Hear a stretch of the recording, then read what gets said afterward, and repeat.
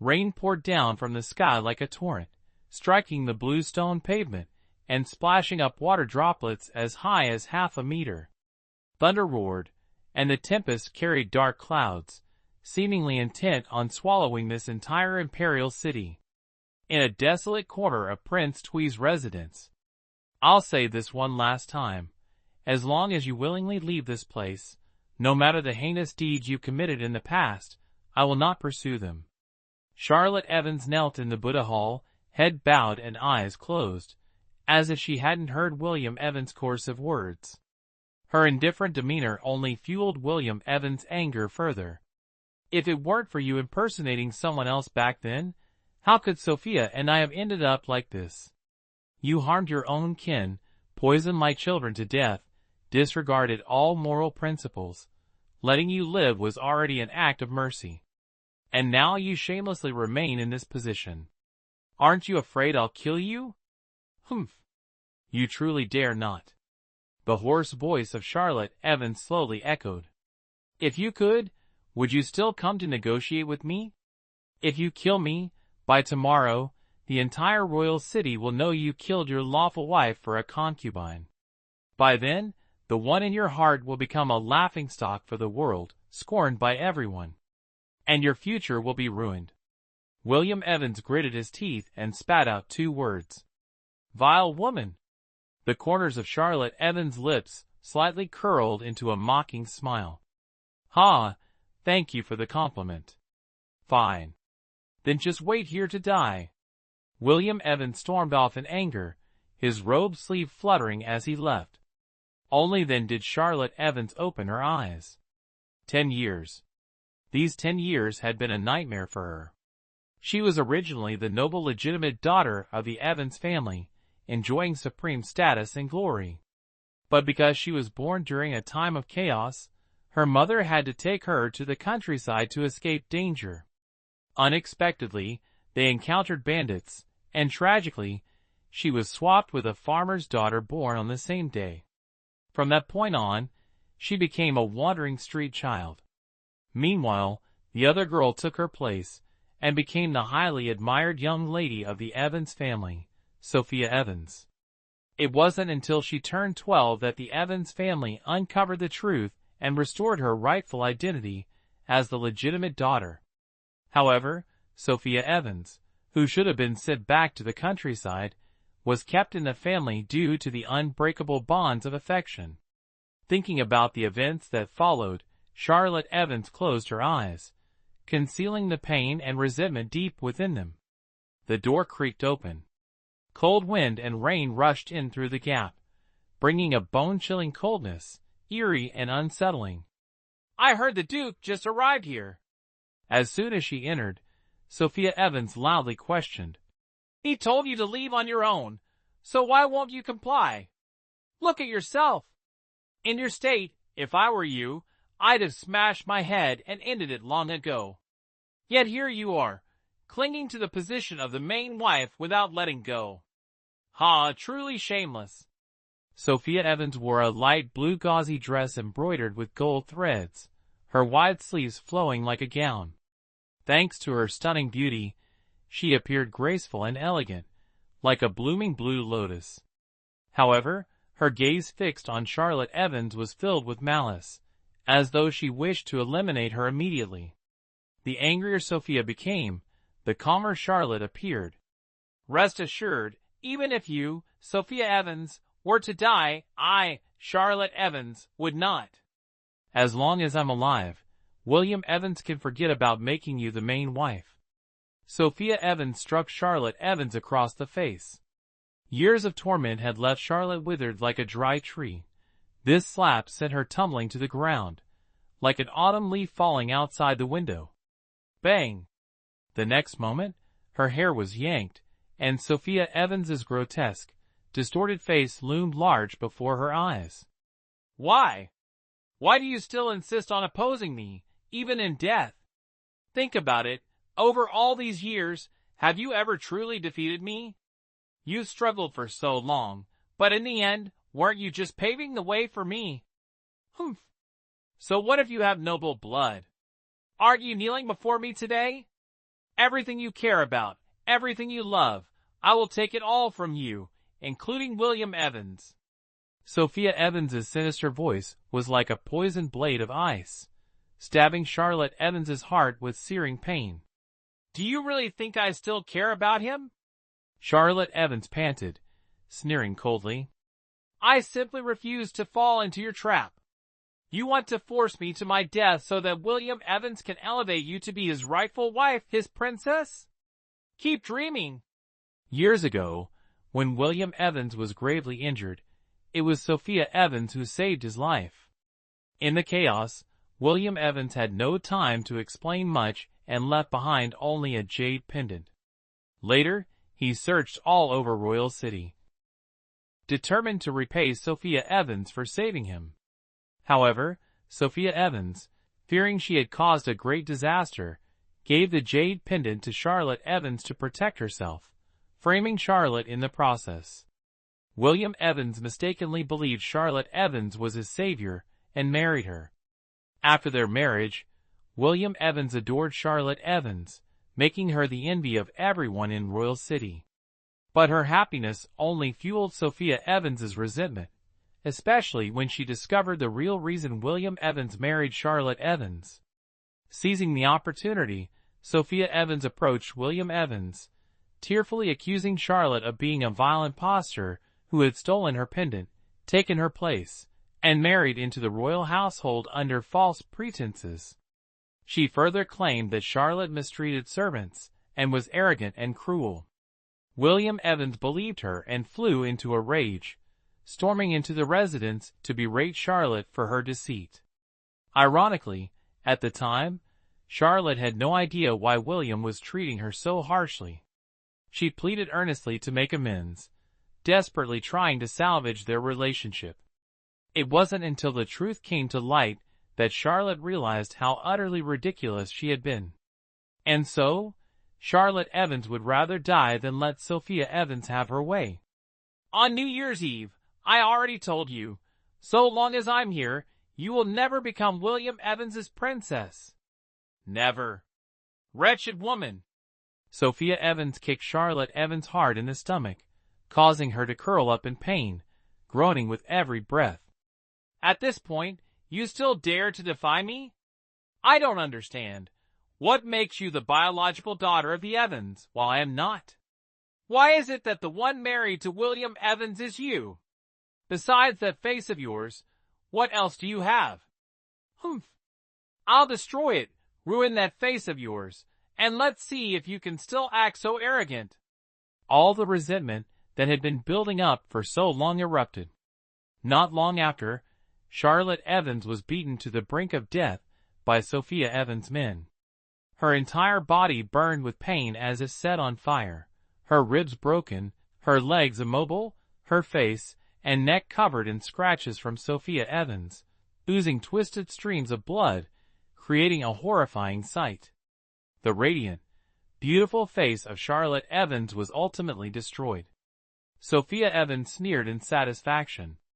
"Well, if I let you die like this, wouldn't it be too easy for you? Don't worry, I'll take my time playing with you, making it so you can't live, but can't die either. You venomous woman! You won't have a good ending." Charlotte Evans gritted her teeth, the excruciating pain nearly suffocating her, forcing her to utter each word through clenched teeth. Sophia Evans let out a cold laugh, her twisted, ugly face flashing with a malicious glimmer. "Humph! From today onward, I'll show you what hell on earth truly is. Enjoy it, my dear elder sister." In the days that followed, Sophia Evans seemed to lose her mind tormenting Charlotte Evans. Yet, Charlotte did not give up, because she knew one thing for certain: as long as she was alive, Sophia Evans would never have her way. The daily beatings and humiliation eventually left Charlotte Evans completely crippled. Suddenly, a subordinate pushed the door open and placed a package of rose cakes in front of Charlotte Evans. "Madam, these are rose cakes sent by the Evans for you. Please enjoy them at your leisure." The subordinate said no more, placed the cakes down, and quickly left. Charlotte Evans stared intently at the package, a glimmer of hope slowly rising in her eyes. Her mother still cared for her, didn't she? Knowing she was suffering here, her mother had sent someone to deliver these rose cakes to her. Thinking of this, Charlotte Evans could no longer hold back. With trembling hands, she picked up a piece of cake and took a small bite. The taste was exactly the same as when she first returned to the Evans and had her first bite of rose cake. Tears suddenly streamed down her face. The next moment, Charlotte Evans began to feel nauseous, a sharp pain spreading through her chest. Suddenly, she tasted something sweet in her mouth, and dark brown blood gushed out. A familiar laugh echoed in her ears. "Ha ha ha! Oh my foolish elder sister, you're so easy to deceive. Wasn't this rose cake delicious? How could it not suit the taste of the Evans' legitimate daughter like you?" Charlotte Evans' eyes widened in shock. You actually, You didn't expect me to poison the rose cake, did you? Sophia Evans stood high above, looking down with satisfaction at the dying Charlotte Evans. These past few days you didn't even dare to drink water, afraid someone might harm you, But even in your dreams, you wouldn't have guessed I'd use your mother as an excuse. Oh my, just instructing a servant was enough to trap you. From the day you returned to the Evans, you've been deluded into thinking you could earn your mother's love. Unfortunately, no matter how hard you try, you'll never succeed. Because our mother loves only me. Tell me, you're so clever, yet why are you so foolish in this matter? Just like now, do you really think I can't kill you? It's not that I can't. I simply don't want to. If I wanted to, your dear birth mother, with just one glance, could easily end your life. Charlotte Evans stared at Sophia Evans in disbelief, her dark eyes burning with intense hatred and unwillingness. She never imagined Sophia Evans would poison the rose cake, exploiting her weak and laughable affection for their mother. She was wrong. She should have realized long ago that maternal love was never hers to claim. No matter how hard she tried, it was futile. Charlotte Evans opened her mouth to say something, but all that came out were choking sounds. Stop struggling. This is the deadly poison I spent a fortune acquiring. Once ingested, not even a deity can save you. Sophia Evans sneered coldly. From now on, the world will no longer have Charlotte Evans. I will be the sole princess consort of William Evans. With her final words, Charlotte Evans convulsed a few times before ceasing to breathe. Sophia Evans looked at Charlotte's bruised and battered body, not a single unmarked spot, and sneered coldly, giving orders to the people outside. Someone, find a random burial ground and throw her to the dogs. To the public, announced that the lady died of a severe illness. After her death, Charlotte Evans's soul did not dissipate but remained trapped in the royal residence. She witnessed William Evans honoring Sophia Evans as the legitimate wife with full ceremonial rights. Her loyal maid, Daisy Brown, who sought revenge for her, was torn apart by horses under Sophia Evans's orders before she could act. Even Charlotte Evans's adoptive parents, the farmer couple who were actually Sophia Evans's biological parents, could not escape their fate. In the end, they were also framed and killed by Sophia Evans. Over the years that followed, Charlotte Evans's restless spirit witnessed the rise and fall of the imperial city. The foolish emperor passed away, the fourth prince rebelled but was betrayed, and the royal family fell into chaos. The Evans family gradually declined. When Charlotte Evans saw William Evans and Sophia Evans being executed by a newly appointed national general with a single sword strike, her soul surged with excitement.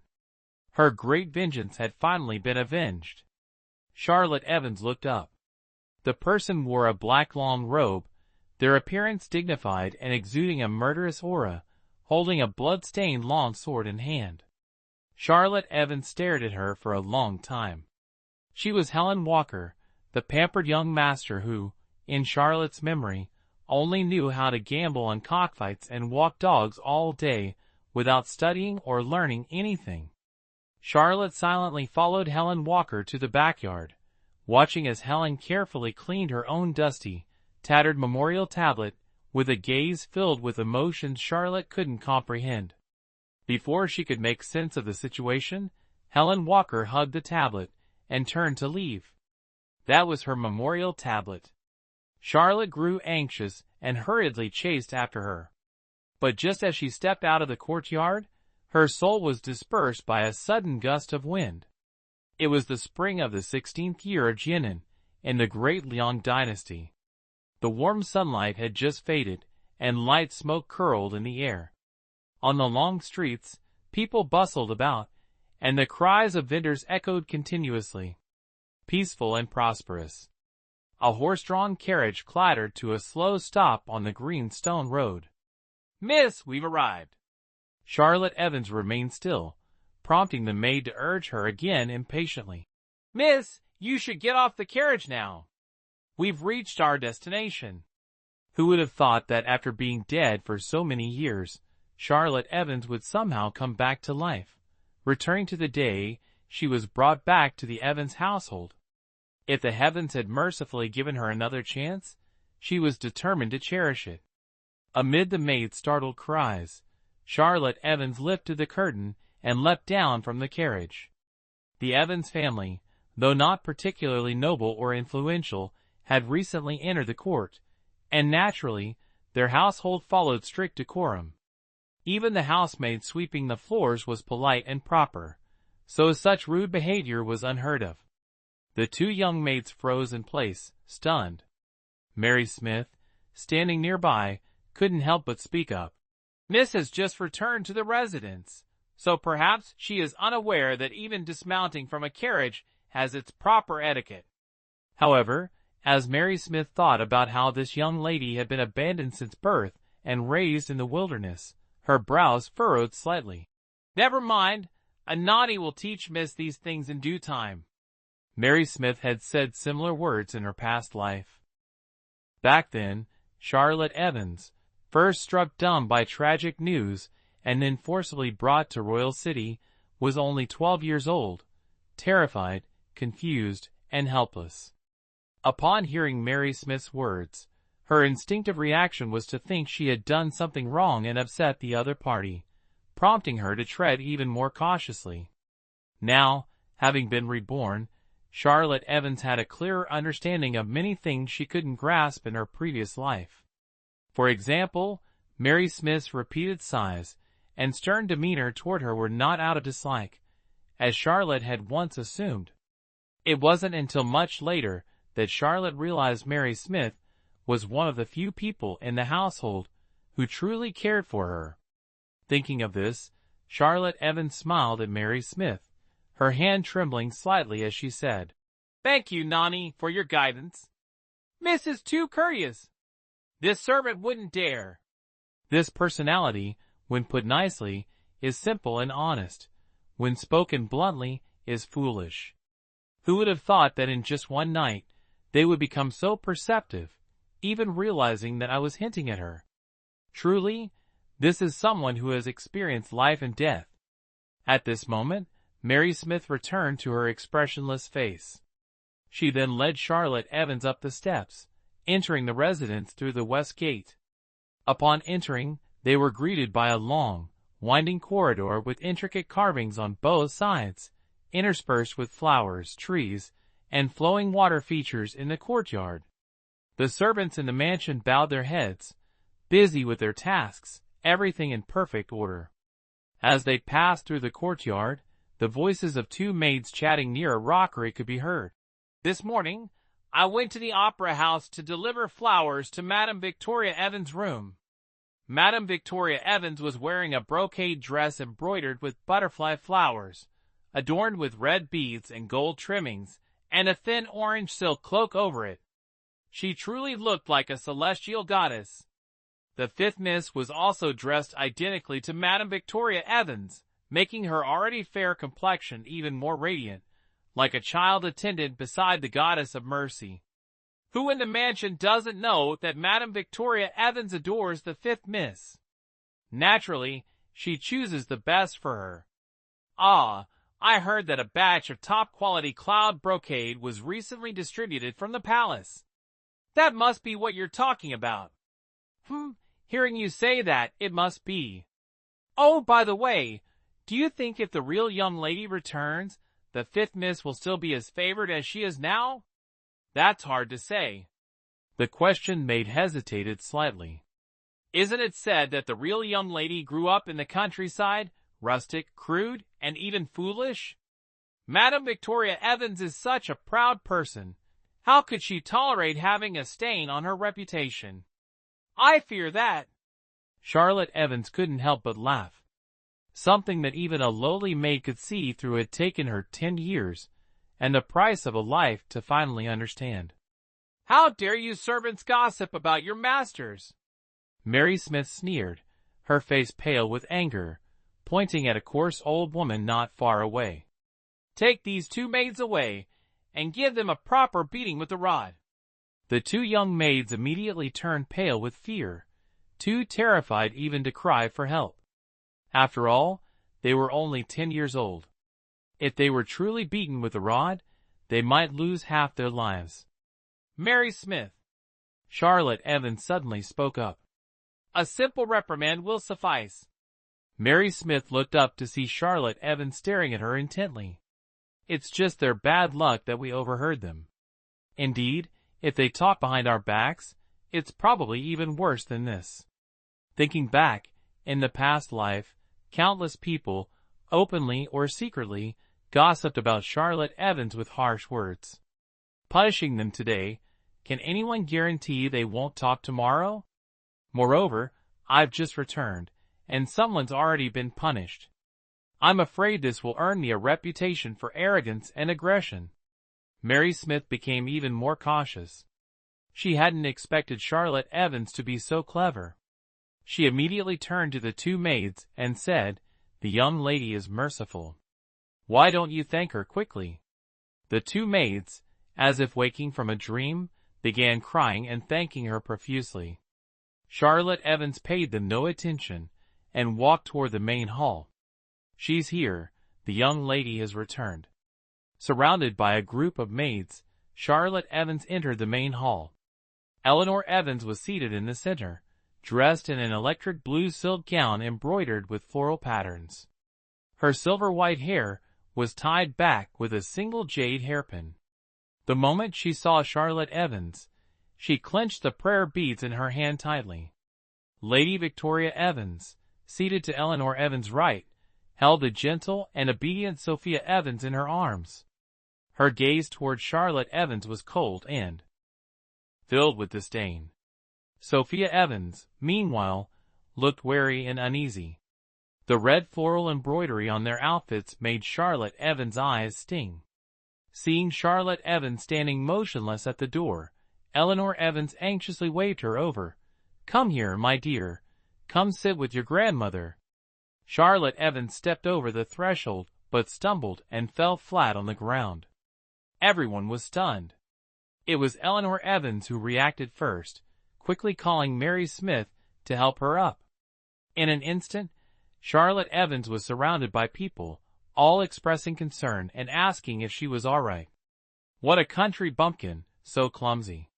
If she trips over the threshold every time, does that mean she'll be sprawled on the ground every day? Ha. Margaret Evans covered her mouth, laughing. But thinking about it, this daughter of the second sister-in-law is thick-skinned and sturdy. She's probably used to roughhousing in the countryside, so falling a few times shouldn't matter. It's just a pity. Pity about what? Lady Elizabeth Evans chimed in curiously. Everyone knows the second sister-in-law is renowned for her grace and manners, yet she has a daughter like this. Truly, ha. Margaret Evans burst into laughter. See? The ancients were right. Nothing in life is perfect. How true. Humph. The third and second branches of the family have always been at odds. Now, with such a rare opportunity, How could Margaret Evans possibly let it slip by so easily? After speaking, she stood up, took Charlotte Evans by the hand, and walked towards Lady Victoria Evans. "Sister-in-law, this is your long-lost biological daughter. Why don't you embrace her immediately?" With that, she forcefully pushed Charlotte Evans into the arms of Grace Wilson, her biological mother. Charlotte Evans was wearing a new outfit that Mama Mary Smith had bought along the way. This type of clothing was something Charlotte had only ever seen the magistrate's daughter wear before, and she was momentarily overwhelmed with surprise. Yet, compared to the fabric used by the Evans family, it was still far inferior. Moreover, having grown up under the sun, her skin was tanned, her frame skinny, her blonde hair messy, and her expression somewhat naive. Grace Wilson couldn't help but recall the gossip and ridicule from the household servants over the past few days. Instinctively, she pushed Charlotte Evans to the ground. "This is not my daughter. I do not have a bastard child raised by peasants." No one had expected such an extreme reaction from Grace Wilson. "How foolish of you!" Eleanor Evans shouted angrily. "Even if she isn't your biological daughter, how could you treat her like this?" Saying this, she embraced Charlotte Evans and urgently asked, "Dear child, are you hurt?" Smelling the faint sandalwood fragrance on Eleanor Evans, Charlotte Evans gently shook her head. Seeing Eleanor Evans act this way, Grace Wilson awkwardly stood up, pointed at Charlotte Evans, and spoke sharply and hastily. "Tell me, was someone behind this, urging you to do this? What exactly are you trying to achieve? Don't think that just because you fooled Eleanor Evans, I will believe you. Pretending to be my daughter, what is your true intention?" "Silence." Eleanor Evans slammed her hand on the table, causing the teacup to rattle. "This girl has already shed blood to prove her lineage. She is undoubtedly a true descendant of the Evans family. If you dare speak nonsense again, then get yourself to the Buddhist hall and repent immediately." Eleanor Evans was so furious that she could barely speak. "Open your eyes wide and take a good look. You can't even recognize your own biological daughter anymore." Grace Wilson's face turned pale as she clutched Sophia Evans tightly in her arms. "No, she's not my daughter. My daughter is Sophia. Sophia is my only child. She's my one and only treasure." Seeing this pitiful display, Eleanor Evans's inner turmoil suddenly subsided. But her anger flared up again as she scolded Grace Wilson harshly. Grace, who already despised Charlotte Evans, felt even more wronged and enraged after being reprimanded. Pointing directly at Charlotte Evans, she shouted, "I'll say it again. I absolutely do not have a daughter like her. Wherever you came from, go back there. Just looking at you disgusts me." With that, she dragged Sophia Evans away in a hurry. Eleanor Evans was so angry she nearly fainted. Only after finishing half a cup of tea did she manage to calm down. The remaining people exchanged a few words before returning to their respective quarters, leaving only Eleanor Evans and Charlotte Evans behind. "My dear child, you've suffered so much." Eleanor Evans looked at Charlotte Evans closely. "Although you're a bit thin and your skin is a little dark, you still look fine. Especially your determined eyes and eyebrows. They're exactly like your grandfather's when he was young. You truly have the bearing of the Evans family. Don't worry about anything and don't let anything trouble you. Just rest well.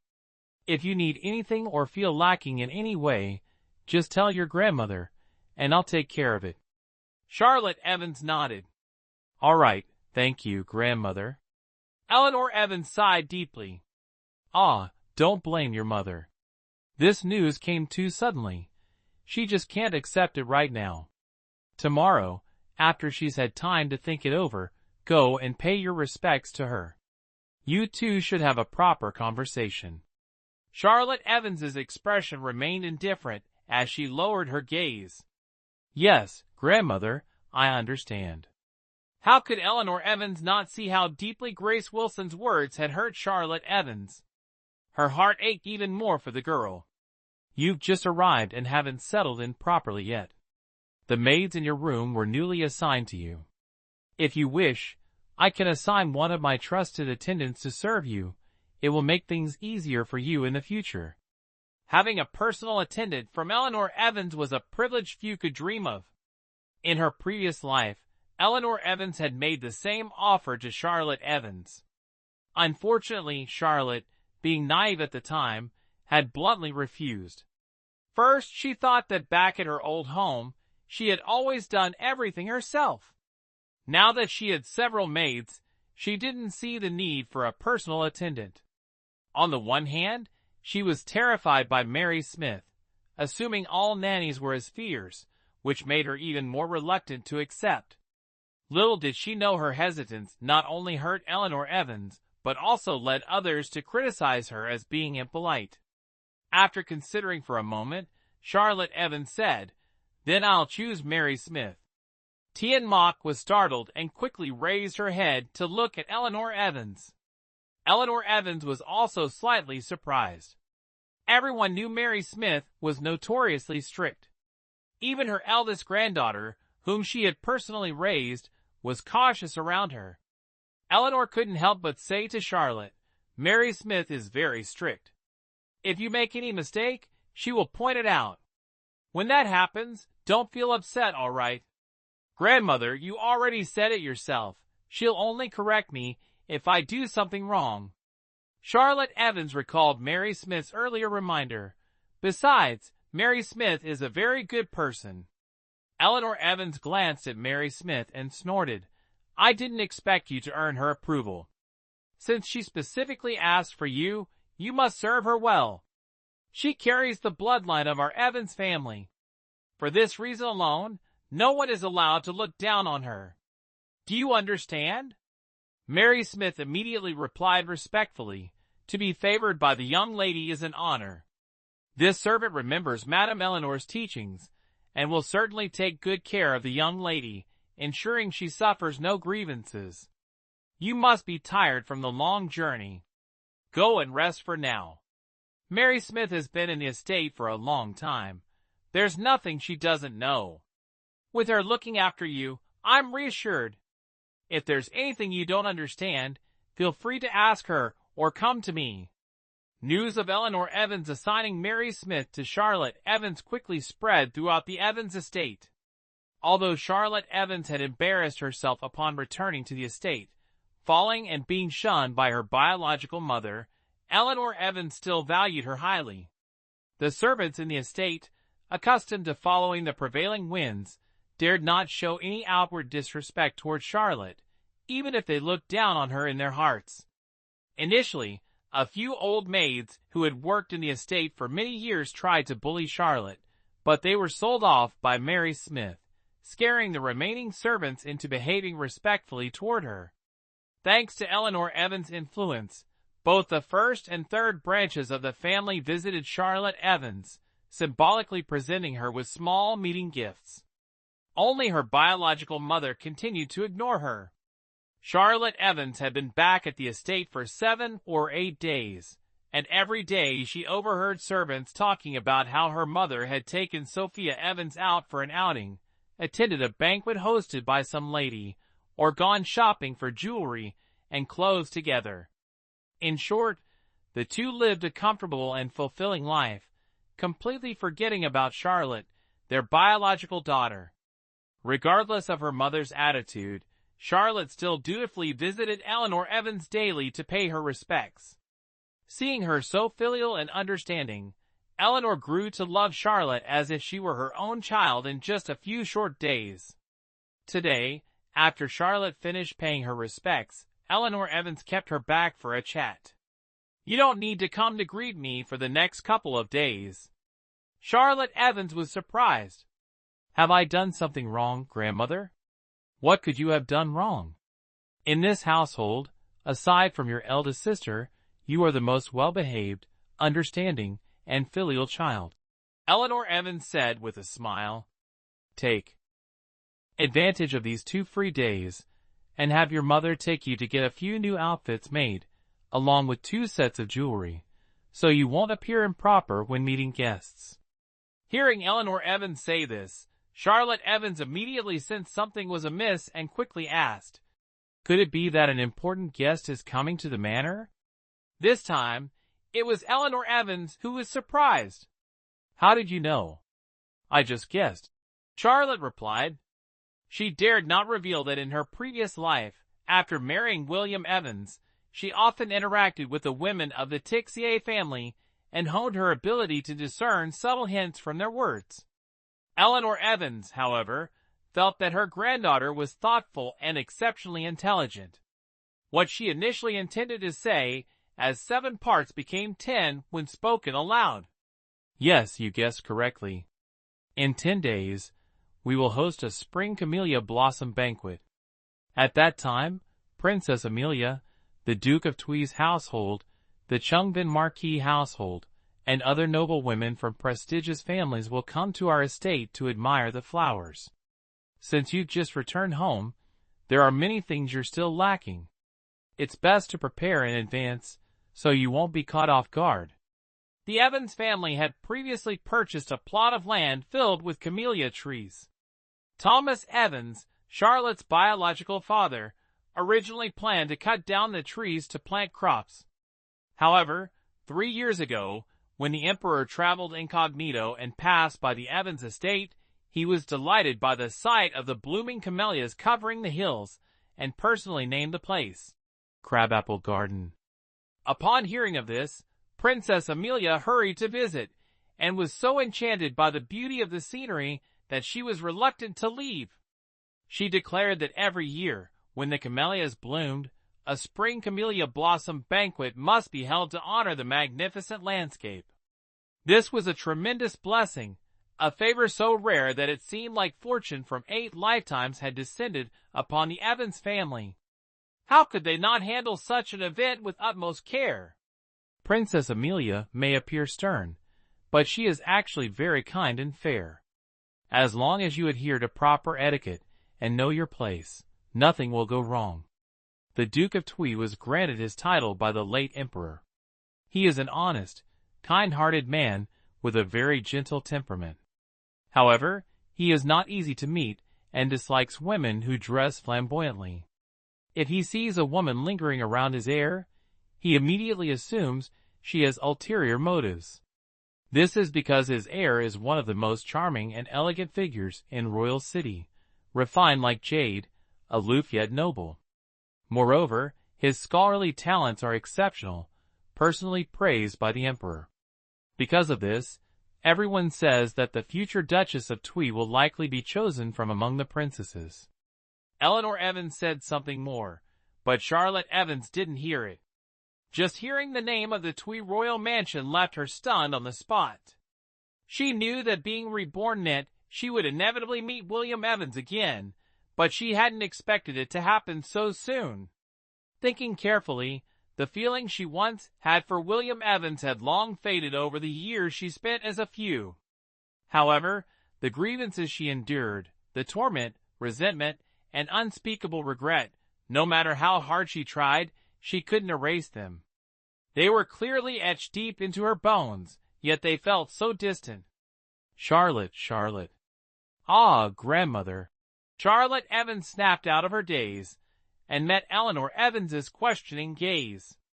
She quickly explained, "I was momentarily distracted by the melodies of these noble families, grandmother. Please understand, I've never been exposed to these things since I was a child." Eleanor Evans stopped mid-sentence, afraid her words might touch on her granddaughter's pain. At the same time, she regretted the mistake of having embraced the wrong child all those years ago. Her compassion for Charlotte Evans deepened even more. She said, "You're a smart child. As long as you work hard, it's not too late to start learning now." In the past, Charlotte Evans had always felt fearful and inferior, interpreting her grandmother's words as criticism. Now, she realized her grandmother genuinely cared for her, and had wanted to make amends from the beginning.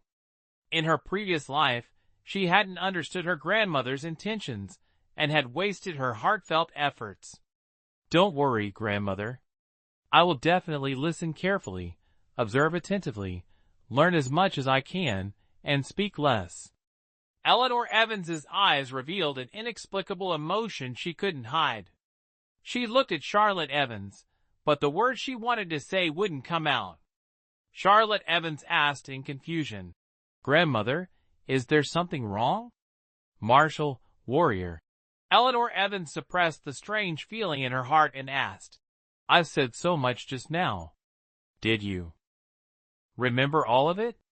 Charlotte Evans shook her head, her face full of shame. "I just got distracted for a moment." "Grandmother, could you tell me again about the Tuivong residence and the Cheongdong Marquis residence? I want to understand more so that I won't act improperly when meeting esteemed guests." Eleanor Evans was very pleased and held Charlotte Evans' hand, explaining much more. In truth, what Eleanor Evans spoke of, Charlotte Evans, as the former Tuivong consort, already knew inside out. It could be said that what Eleanor Evans knew wasn't even a third of what Charlotte Evans understood. Yet Charlotte Evans still listened attentively because she knew Eleanor Evans' words were filled with familial affection, care, and love. By the time Eleanor Evans finished speaking, half an hour had passed. Seeing Eleanor Evans looking tired, Charlotte Evans stood up and politely took her leave. She didn't know that Eleanor Evans was watching her straight and poised back with a complex and ever-changing expression. "Grandmother, please rest for a while." Seeing Eleanor Evans remain silent, Anna Jones, the head maid, took the initiative to ask, "Madam, is something troubling you?" After a long pause, Eleanor Evans finally spoke. "What do you think of my granddaughter?" This was a difficult question to answer. After all, as Eleanor Evans' dowry maid, Anna Jones understood her mistress' intentions better than anyone. She cautiously replied, "Madam, what do you think of her?" Eleanor Evans sighed heavily. "Sigh, it's clear she grew up in the countryside, yet even an old woman like me cannot fully grasp what goes on in her mind. Look at her. Aside from that small mishap when she first entered the residence, she has been nothing but proper and respectful ever since. Let's not even discuss other matters. Just her posture alone amazes me." And earlier, she even quoted, "Broad knowledge, extensive learning, speak little." You must know, these words are survival principles in the palace and methods of conduct. Tell me, how could she possibly know such things? Could it be a coincidence? But if it is, then it's far too coincidental. Hearing Eleanor Evans' musings, how could Anna Jones not understand? 3 days ago, the mastiff raised by the 5th young master had escaped its cage. At that time, a few young ladies of the residence were admiring flowers in the courtyard. The incident left the young ladies pale-faced and drenched in sweat. Even the 5th young master himself was so frightened that his limbs went weak. If not for a servant boy supporting him, he would have fallen to the ground. Yet, Charlotte Evans was the only one who remained calm and composed, standing straight without a hint of fear. Her expression didn't change, not even her eyebrows furrowed. Later, Charlotte Evans explained that she had grown up accustomed to seeing cats and dogs, so she wasn't afraid. But Anna Jones didn't believe her at all. She had seen the aura exuded by Charlotte Evans, which was in no way inferior to that of the Tuivong consort. But as a maid, how could she dare voice such thoughts?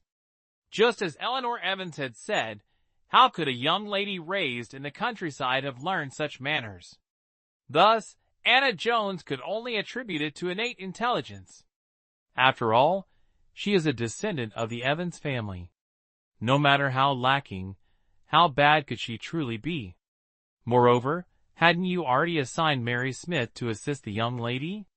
Have you forgotten that Mary Smith's aunt was a palace etiquette instructor? Mary Smith herself has inherited those teachings, and might have secretly passed some of them on to the young lady. As soon as Anna Jones said this, Eleanor Evans suddenly realized the truth. You are right, I indeed forgot about Mary Smith. Anna Jones, the housekeeper, smiled. Actually, I feel that although the young lady has just returned to the residence, her nature is pure, and she treats people with sincerity. If you guide her carefully, she will have a bright future ahead. Eleanor Evans laughed and said, She's only been back in the residence for a short time, and you already think so highly of her. It's worth noting that Anna Jones is a cautious person, both in words and actions, rarely speaking much. Though I haven't spoken with the young lady much, I feel her character is very similar to yours when you were young. Moreover, her facial features resemble the old master's youthful appearance so much. Hearing this, Eleanor Evans felt nostalgic. That's true. The old master was very handsome in his youth, even I couldn't compare. Eleanor Evans shifted her tone. Anna Jones, the maid, did not hide her thoughts. This servant merely thinks that you and the young lady are destined to meet. Eleanor Evans nodded. Yes, you've always been accurate in judging people. Your sharp vision is remarkable. Anyone capable of acting alongside you must naturally be extraordinary. However, I am now aging and must also guide Ton. She is about to marry, and I fear I lack the energy to teach her every little detail personally. Just a few pointers will suffice. Eleanor Evans pondered for a moment. This was indeed a reasonable approach. After speaking, she sighed. Humph, you truly know how to find tasks for me. This servant wouldn't dare. Isn't it all voluntary on your part? This servant only follows your wishes. Charlotte Evans remained unaware. Due to her aunt's concerns, Eleanor Evans had already made up her mind to educate her properly. In truth, Mary Smith had once inquired about her aunt's situation, and Charlotte Evans broke out in a cold sweat at the time. Years ago, after marrying William Evans, she endured constant criticism and nitpicking from her mother-in-law, the Duchess. The Duchess even forced Charlotte to practice etiquette on snowy grounds during the harsh winter. Under the Duchess's strict discipline, Charlotte braved the snow, gritting her teeth to master the lessons, embedding them deeply into her being. Unexpectedly, after so many years, she still retained the poise and demeanor of a duchess, graceful and composed. Reflecting on her current situation, and to avoid arousing suspicion, Charlotte could only feign indifference. Yet no matter how much she tried, her innate elegance and demeanor were traits she could not suppress. Not long after Charlotte Evans returned, Eleanor Evans instructed Anna Jones to deliver 2 pieces of fabric. One was Summer Radiance brocade, a reddish-orange fabric embroidered with golden threads in a design of prosperous fragrance, featuring peony motifs. One piece was jade green yin-lung silk, adorned with sparrow motifs in the forest. Charlotte Evans immediately recognized at a glance that these 2 pieces of fabric were incredibly precious, even more so than the brocade her mother and Sophia Evans had once worn. Mama Anna Jones, this fabric is too valuable. I cannot accept it. Mama Anna Jones smiled and said, This is Eleanor Evans showing her special care for you. You must dress well to live up to Eleanor Evans' affection for you. Charlotte Evans couldn't refuse, and had no choice but to accept it. As soon as Mama Anna Jones left, Daisy Brown came running over, exclaiming, Miss, what kind of fabric is this? It even sparkles. Looking at the 2 pieces of fabric laid on the table, Daisy Brown was utterly astonished, her eyes filled with joy. Eleanor Evans is so kind to you. Mississippi previously, when the madam was bestowed brocade, everyone in the household was envious. But today, I've realized that no matter how fine the madam's brocade was, it cannot compare to the 2 pieces of fabric Eleanor Evans has given you. Daisy Brown was a maid newly purchased into the household, just 10 years old, a year younger than Charlotte Evans. Because she was still young and new to the household, inexperienced in worldly matters, she was assigned to serve Charlotte Evans. Unexpectedly, the young girl quickly became Charlotte Evans' closest personal maid, attending to her day and night. Mary Smith found this amusing, thinking that Daisy Brown was too young to properly serve Charlotte Evans. However, Charlotte Evans remained firm in her decision. Mary Smith had no idea that, despite her naive appearance, Daisy Brown was wholeheartedly loyal to Charlotte Evans. In her past life, she had risked everything to avenge Charlotte Evans, only to meet a tragic end, torn apart by 5 horses. Even now, at just 10 years old, Daisy Brown didn't understand grand principles. She only knew that once she followed Charlotte Evans, she belonged to her, and thus defended her in all matters. Knowing that Lady Victoria Evans disliked the young miss, Daisy Brown often felt indignant on her behalf, her words always carrying a tone of resentment. Charlotte Evans ignored the dissatisfaction in her tone and smiled as she explained. "This is twilight brocade, also known as summer glow brocade. Its colors change with different lighting, as splendid as the glow of the sunset." After speaking, she pointed to another piece of fabric. "Here is smoke gauze, a lightweight and soft fabric. It is used to make dresses and wide-sleeved garments, giving the wearer an ethereal, graceful, and noble appearance, like a celestial maiden descending to earth." Charlotte Evans paused here, expressing some emotion. These 2 types of fabric are so rare that only a few pieces are woven each year. Just one look, and it's clear they are newly distributed from the palace this year.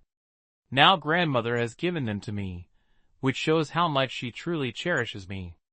Eleanor Evans' act of gifting the fabric to Charlotte Evans quickly spread throughout the Evans estate. Sophia Evans, who had just returned from a spring outing banquet, froze upon hearing the news. Since her true origins were revealed, Sophia Evans had been living in constant fear, worried she would be cast out, even though her mother repeatedly assured her that she was the true young lady of the Evans estate. Deep down, Sophia Evans knew the truth. The mistake of swapping children years ago was undeniable. Her biological parents were indeed just rural commoners. Therefore, despite knowing Charlotte Evans had returned to the estate, she followed her mother on daily outings, avoiding any encounter with Charlotte Evans. Every time she saw Charlotte Evans, Sophia Evans was reminded of her shameful origins. In recent days, the maids and servants in her courtyard had been gossiping endlessly, saying that although she was currently favored, she would eventually be discarded. A fake will always remain a fake, no matter how hard one tries to make it real. Having been pampered from a young age, Sophia Evans had developed a rather arrogant personality. Hearing such distressing remarks, she had cried countless times in secret, but outwardly maintained a calm demeanor, pretending as if nothing had happened. Seeing this, Emily Davis felt heartbroken. Now, upon learning that Eleanor Evans had gifted fabric to Charlotte Evans without giving any to Sophia Evans, she couldn't hold back her anger and said, "What is she, really? Just a country bumpkin who came to the city. What right does she have to receive such fine fabric?" Sophia Evans pressed her lips together tightly. "Oh dear, my lady. You truly are too kind. Previously, the madam mentioned wanting Eleanor Evans to teach you, but in the end, Eleanor Evans coldly refused and instead nurtured the eldest young lady by her side." "And what status does the eldest young lady have?" "She's merely the daughter of a concubine, given the title of a legitimate daughter under the madam's name just because Eleanor Evans personally taught her. Now she's even secured a marriage proposal with the Marquis of Yonghong's household, elevating her status to that of a phoenix. And now there's a new young lady, whom Eleanor Evans seems to cherish so dearly. My lady, can you honestly say she won't become the next eldest young lady?" Seeing the cunning glint in Sophia Evans' eyes, Emily Davis immediately knew her words had struck a chord and continued speaking. "Such fine fabric, even the madam doesn't have it, yet it's all given to her. But even so, it can't hide her impoverished, rustic, and unsightly appearance. Do you think Eleanor Evans truly cherishes her? In reality, it's all for show, my lady. They think you're young and easy to bully, so they're doing everything they can to drive you away." Hearing this, Sophia Evans' expression suddenly changed. Emily Davis, as Sophia Evans' nursemaid, shared her fate. If Sophia Evans were to be sent away, Emily Davis would naturally have no reason to stay in the household either. Thinking of her family members, young and old, Emily Davis was determined to ensure Sophia Evans remained. Sophia, being young and naive, didn't understand the situation, but Emily Davis could see it clearly. Now that the blood-related daughter had returned, how could they possibly keep Sophia Evans? Not to mention, just the monthly expenses for Sophia Evans' maids and servants amounted to over 10 taels of silver. Adding the cost of jewelry, clothing, and daily expenses, her monthly spending rivaled several years' worth of an average household's income. Would the Evans estate be so generous as to support her without reason? Since the estate wouldn't keep her, Emily Davis had to find a way to ensure Sophia Evans stayed.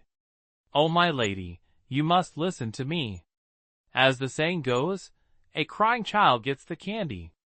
Right now, only the master and madam care for you, so you must make them realize they cannot live without you." No matter how proud Sophia Evans was, she was still just a 12-year-old girl. "What you said makes sense, Nani. You've already mentioned it. Now that their blood-related daughter is back, I, the adopted one, am an eyesore to them. They probably wish I'd disappear immediately. If they want me gone, then I'll go. Am I supposed to shamelessly stay? Oh dear, my lady, please don't say such things." Emily Davis, alarmed, quickly covered her young lady's mouth. "Everyone wants to stay in the estate. My lady, why would you, of all people, want to leave? Now is not the time to act strong. Could you really bear to leave behind all the wealth and luxury of this household? Are you willing to return to the countryside and live the lowly life you despise so much? You tell me to leave, and then you tell me to stay. What exactly do you people want from me? What do you want me to do?" Sophia Evans was overwhelmed with grief and frustration, almost bursting into tears. "What dignity do I have now? I have to gauge others' reactions before speaking. If this is how my life will be, what's the point of living? I might as well end it all now." Thinking about the days ahead, Sophia Evans felt darkness closing in, fear and despair consuming her.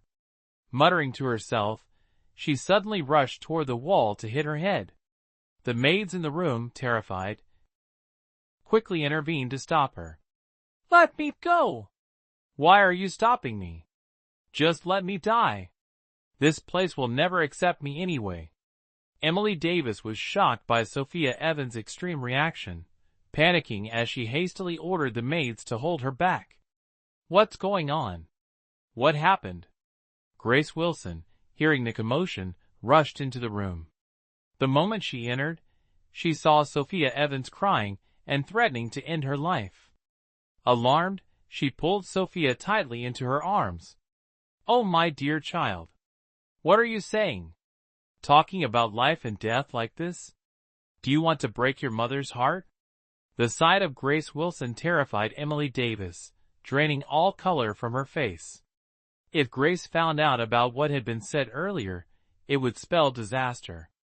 As Emily worried anxiously, Sophia Evans clung to Grace Wilson, sobbing uncontrollably. "Mother, please don't send me away. I can't bear to leave you. I promise to be obedient from now on. I beg you, don't cast me out. I'm not afraid of hardship, not afraid to return to the countryside, but I am terrified of not being able to see you again. The thought of leaving and never getting to care for you, never having the chance to show my gratitude, breaks my heart. I'd rather die than be apart from you. If that's the case, just let me die." Grace Wilson's eyes twitched at Sophia's words. She quickly reassured her. "Who said anything about sending you away? As long as I'm here, I'd like to see anyone try to make you leave. Hearing this, Sophia cried even harder. Ever since I found out I was adopted, I've lived in constant fear of being separated from you. Now that your biological daughter has returned, I know I should leave and go where I belong. But I just can't bear to part from you. To me, you are my real mother. You raised me, nurtured me, and your love is greater than the sky, deeper than the ocean. I could never repay this debt in my lifetime. Sophia sobbed bitterly. You made me who I am today. I can't be ungrateful. Tomorrow, when I leave, I hope you'll take care of yourself. Please, mother, don't overwork yourself, especially in the cold weather with your headaches. Otherwise, your daughter will worry endlessly. Grace Wilson interrupted her, unable to hold back her own tears. You are my daughter. If you're not by my side, where else would you go? Sophia cried even louder. But no one in this house welcomes me. They all want me gone. At this point, even though I want to stay and care for you, I fear there's no chance left. I'd like to see anyone dare to try. Sophia said no more, burying her face in Grace Wilson's embrace, sobbing uncontrollably.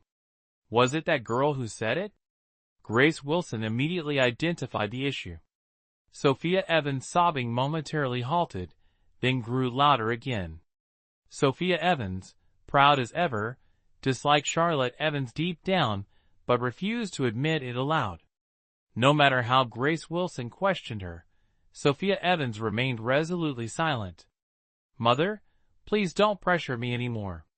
Unexpectedly, Grace Wilson misunderstood. A child raised in the wilderness, falsely claiming to be her daughter, was already outrageous enough. Now, after only a few days of recovery, she dared to attempt to drive away her beloved treasure? How insolent! Grace Wilson stood up in fury and stormed out. At the door, she paused and summoned Emily Davis to inquire further. Let me ask you, what exactly happened? Why has the young lady suffered such a great grievance? She's grown up this much, and I'd never seen her cry so heartbreakingly before. Emily Davis, initially worried that the mistress would investigate, was caught off guard by the young lady's cleverness. With just a few words, the mistress was already siding with her. Emily Davis feigned hesitation. In truth, it's nothing major, just some idle chatter from the servants. The young lady thought she was about to be sent away, and couldn't bear the thought of leaving you, so she cried. After speaking, she acted as though she had more to say but hesitated. Eleanor Evans gave fabric to Miss Charlotte Evans, which left the young lady short by 2 bolts of fabric. You know, madam, the young lady grew up by your side and has seen everything. How could she possibly be upset over 2 bolts of fabric? The reason she's acting this way is because of Eleanor Evans' words, expressing dissatisfaction with me and Sophia, correct? Grace Wilson finished Emily Davis's sentence. Yes, yes. This servant wouldn't dare. Emily Davis, frightened, quickly knelt down. These are merely things overheard by the servants and cannot be trusted. Madam, please don't take them to heart.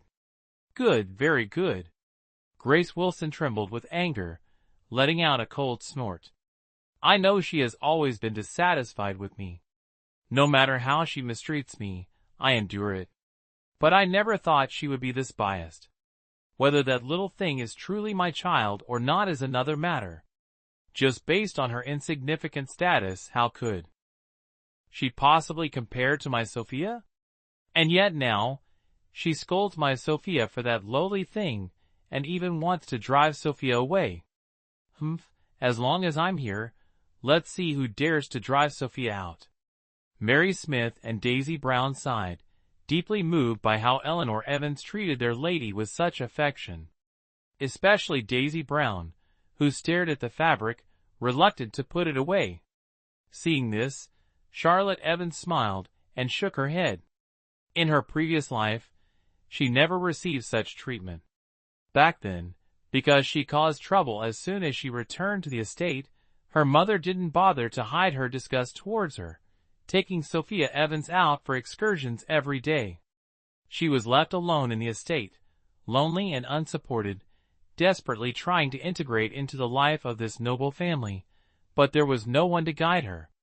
At that time, even surviving was difficult for her, let alone paying respects to her grandmother.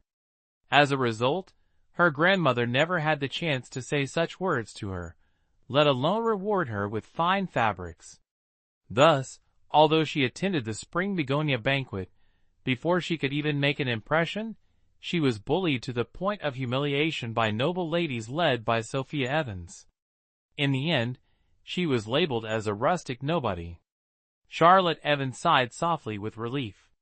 Now, she was no longer the pitiful, weak, and naive Charlotte Evans, who was ultimately poisoned to death by Sophia Evans. This life, she was determined to live differently. Thinking of this, Charlotte Evans was about to instruct Daisy Brown to put the fabric away, when she suddenly heard the maidservants in the courtyard calling out to greet the madam. She had just taken 2 steps when Grace Wilson stormed in and slapped her. Caught off guard, Charlotte Evans fell to the ground. "Miss! Madam! What are you doing?" Mary Smith, seeing Grace Wilson angrily barging in, feared for Charlotte Evans and quickly followed, but she was still a step too late. "What did Miss do wrong for you to hit her like that?" "Humph! What kind of lady is she supposed to be?" Grace Wilson sneered coldly. "I am the rightful madam of the Evans estate. Do I need a reason to hit her? And you're just a mere servant, emboldened by Eleanor Evans' backing, and yet you dare to speak to your master like this." Mary Smith was about to say something, but was stopped by Charlotte Evans pulling her back. "Miss!" Seeing half of Charlotte Evans' face swollen, Mary Smith felt heartbroken and said to Daisy Brown, "Daisy Brown, go get some ice for the young lady to reduce the swelling." "Don't go!" Grace Wilson ordered someone to stop Daisy Brown and then said, "A bastard child from the mountains, do you think you're worthy of using jade?" Her face burned from the slap, and tears of pain welled up in her eyes.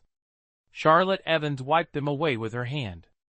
Letting go of Mary Smith, she stood tall, glaring at Grace Wilson, and said slowly, "You call me a bastard?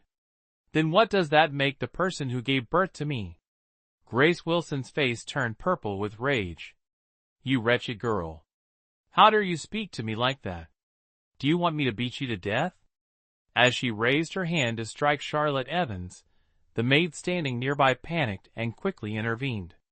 Yet, Charlotte Evans showed no fear. "Wretched girl, how dare you glare at me?"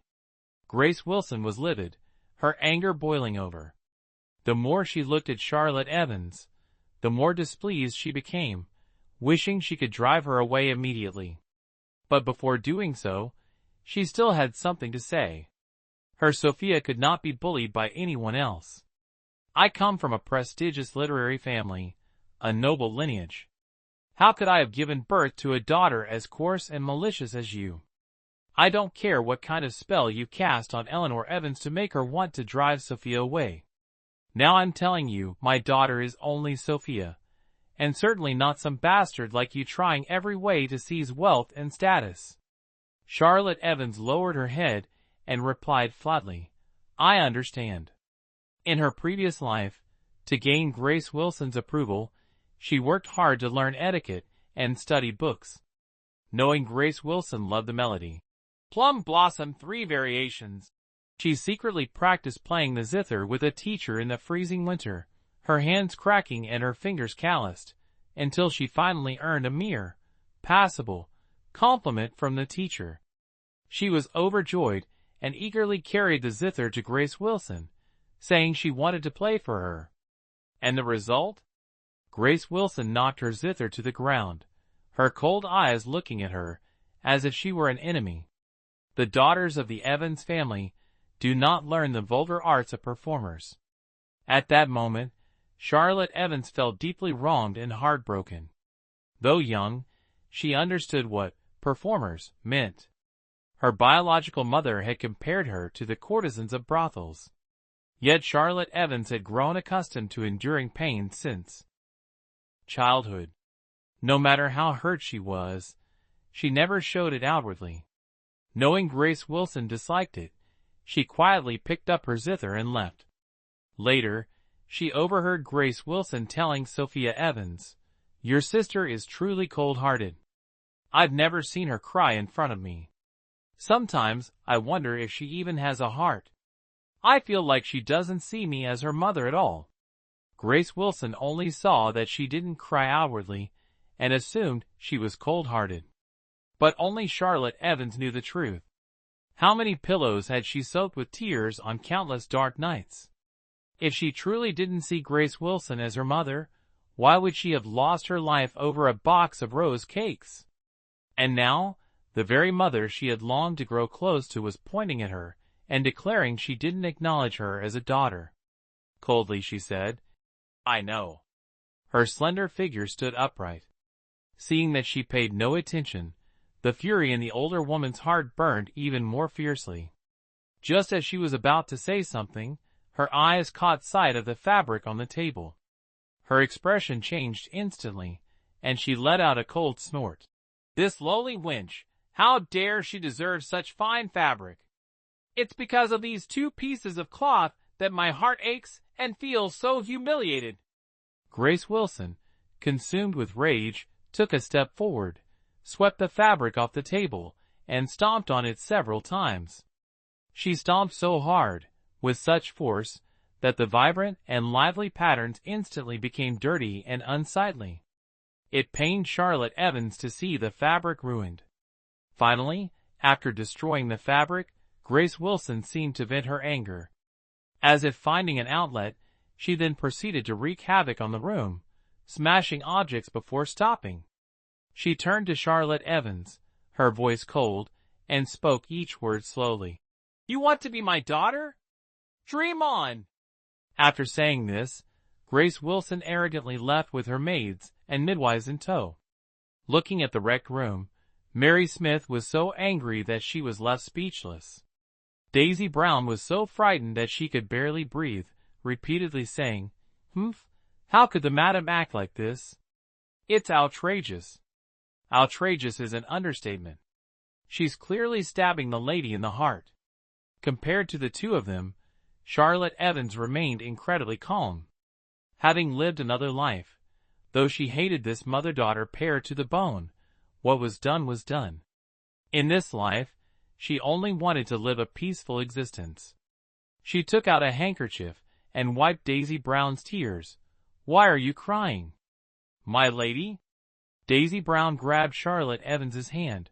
"The madam, go wash your face and tell someone to tidy up the room."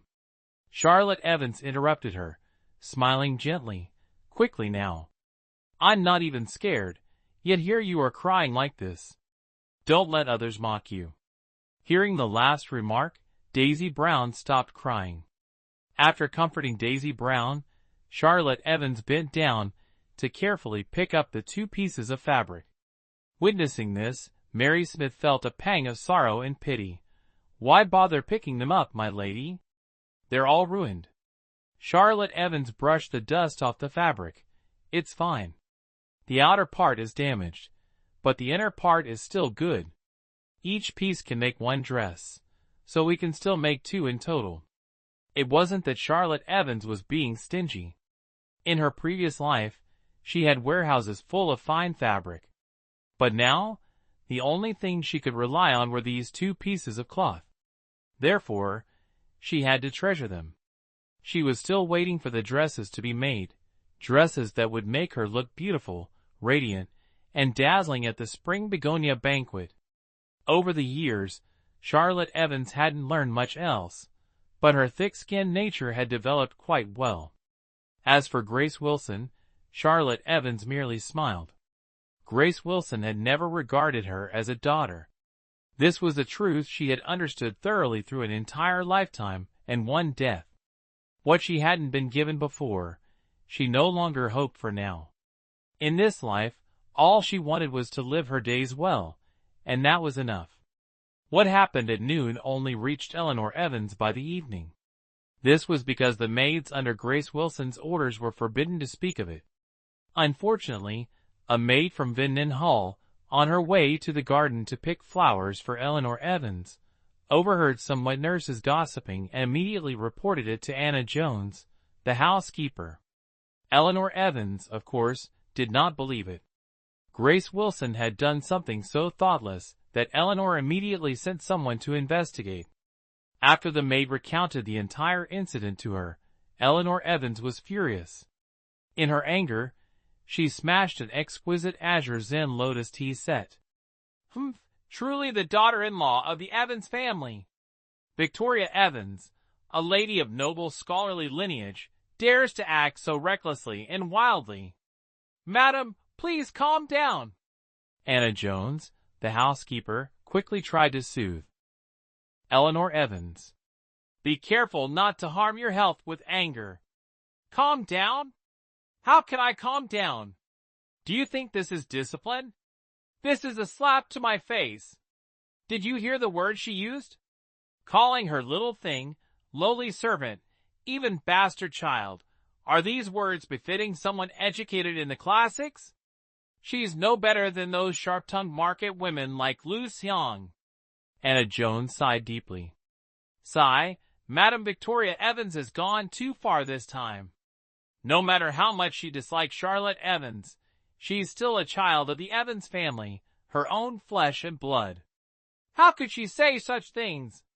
Even the fine fabrics Eleanor Evans gifted were destroyed, and Charlotte Evans was slapped across the face. Both Eleanor and Anna Jones were at a loss for words. Eleanor Evans sneered coldly and instructed Anna Jones. "Go to the front courtyard and summon Zhang Heir here yourself. Tell her I have urgent matters to discuss and to come immediately." When Anna Jones arrived, Thomas Evans had not yet returned home. She left a message, saying Eleanor Evans had urgent business. About an hour later, Thomas Evans finally arrived at the residence. Upon hearing that Eleanor Evans was looking for him, he didn't even change his clothes and rushed directly to Vinning Hall. "It has been many days since I last came home. I hope Mother has been well. I regret not being able to serve you personally. Please forgive me, Mother." While speaking, he knelt down to greet Eleanor Evans. "It's my fault for keeping Mother waiting. 10 days ago, I went to investigate, and today I returned to the capital with results. I had someone send a message, saying I would return to the residence by the hour of Shan. Unexpectedly, I encountered the minister and had to entertain him, so I only returned by the hour of Su." Eleanor Evans, feeling sorry for her son, quickly told him to stand up. "My dear, you are now out serving, and being valued by His Majesty is a blessing for the Evans family. I am overjoyed, and have no reason to blame you. I only called for you urgently upon hearing of your return. Here, have some tea to soothe your throat." Thomas Evans drank a cup of tea, exchanged a few words with Eleanor Evans, and then got to the main point. "Mother, you called for me so urgently. Is there something important?" "The day you left, she returned to the residence. The two of us haven't met yet. Later, make arrangements for the two of us to have dinner together." Thomas Evans nodded. "If it weren't for pressing matters, I would have met her sooner." "Yes, that's how it should be." After saying this, Eleanor Evans called for her head maid, Lily Green. "Go inform the young lady that the master has returned and ask her to prepare to come here for dinner with me." Lily Green accepted the order and left. If it were truly just about arranging a dinner meeting, there wouldn't have been such urgency. Although Eleanor Evans was smiling, it was clear that an air of anger emanated from her. Thomas Evans asked, "Mother, is there something you wish to tell me?" Eleanor Evans sighed, and began recounting everything that had happened since Charlotte Evans returned to the residence. When she mentioned Grace Wilson slapping Charlotte Evans and calling her a bastard, Thomas Evans slammed the table. Unacceptable. Thomas Evans was filled with rage. He could understand if Charlotte wasn't close to them upon her return, as she wasn't raised in the household. But Charlotte was still her biological daughter. How could she be treated so coldly, even beaten and insulted with such harsh words? It was utterly shameless. Seeing Thomas Evans so furious, Eleanor Evans, on the contrary, seemed to calm down. She slowly turned the prayer beads in her hand and said indifferently, "I've already investigated thoroughly." It was Sophia Evans who, upon hearing that I gave Charlotte 2 pieces of fabric, threw a tantrum and smashed things in her room. Grace Wilson, after calming her down, went to find Charlotte. Thomas Evans immediately grasped the meaning behind Eleanor Evans' words. "Mother, are you implying?" Although Sophia Evans is not his biological daughter, Thomas Evans has raised her from a young age. He loves Sophia no less than anyone else and said, "Sophia might be a bit temperamental at times, but she is not the kind to gossip or sow discord. Besides, we had already agreed before that Charlotte's return to the residence would not affect Sophia. We will continue to raise her as usual. Sophia is still the 5th young lady of the Evans family. There's no reason for her to falsely accuse Charlotte." Eleanor Evans responded, "I know you care for Sophia. But some things aren't just about whether we can afford to raise her or not. It's about whether we should. Initially, I didn't plan to send her away, but Grace Wilson has gone too far. Charlotte has been back in the residence for 7 or 8 days now, and not only does she ignore Charlotte, but day after day, she also takes Sophie out. Sometimes it's to tailor clothes, other times to make jewelry, all while Charlotte's clothes are already in tatters. Today, when I gave Charlotte some silk fabric, she found an excuse to curse and even hit Charlotte. If this continues, what will become of our household in the future? Charlotte has suffered enough over the years. Both emotionally and logically, I must love my biological granddaughter. If we let this go on, won't she find ways every day to torment and mistreat Charlotte? When will it ever end? Mother, you're overthinking it. Grace Wilson wouldn't dare go that far." Thomas Evans quickly stood up to apologize. Eleanor Evans let out a cold laugh and said, "She wouldn't dare? Then who caused today's incident?" Thomas Evans was left speechless. Seeing his reaction, Eleanor Evans knew he was reluctant to part with Sophia. As expected, Thomas Evans said, "But Sophia has grown used to living in luxury in our home and has been pampered since she was little. She's never endured hardship. If we suddenly send her away, how could she bear it? How about I take responsibility for disciplining her thoroughly so that incidents like today's won't happen again? Please rest assured, Mother." Eleanor Evans replied, "Since you've already thought of a solution, what more can I say? Just remember, I don't want to see today's events repeated." "Yes, I promise you, Mother, it absolutely won't happen again," Thomas Evans assured her. "All right then." Eleanor Evans sighed. "You've just returned, and I already had to summon you to discuss this matter. Go freshen up first. When Charlotte comes, the 2 of you can share a meal together." "I will obey," Thomas Evans replied.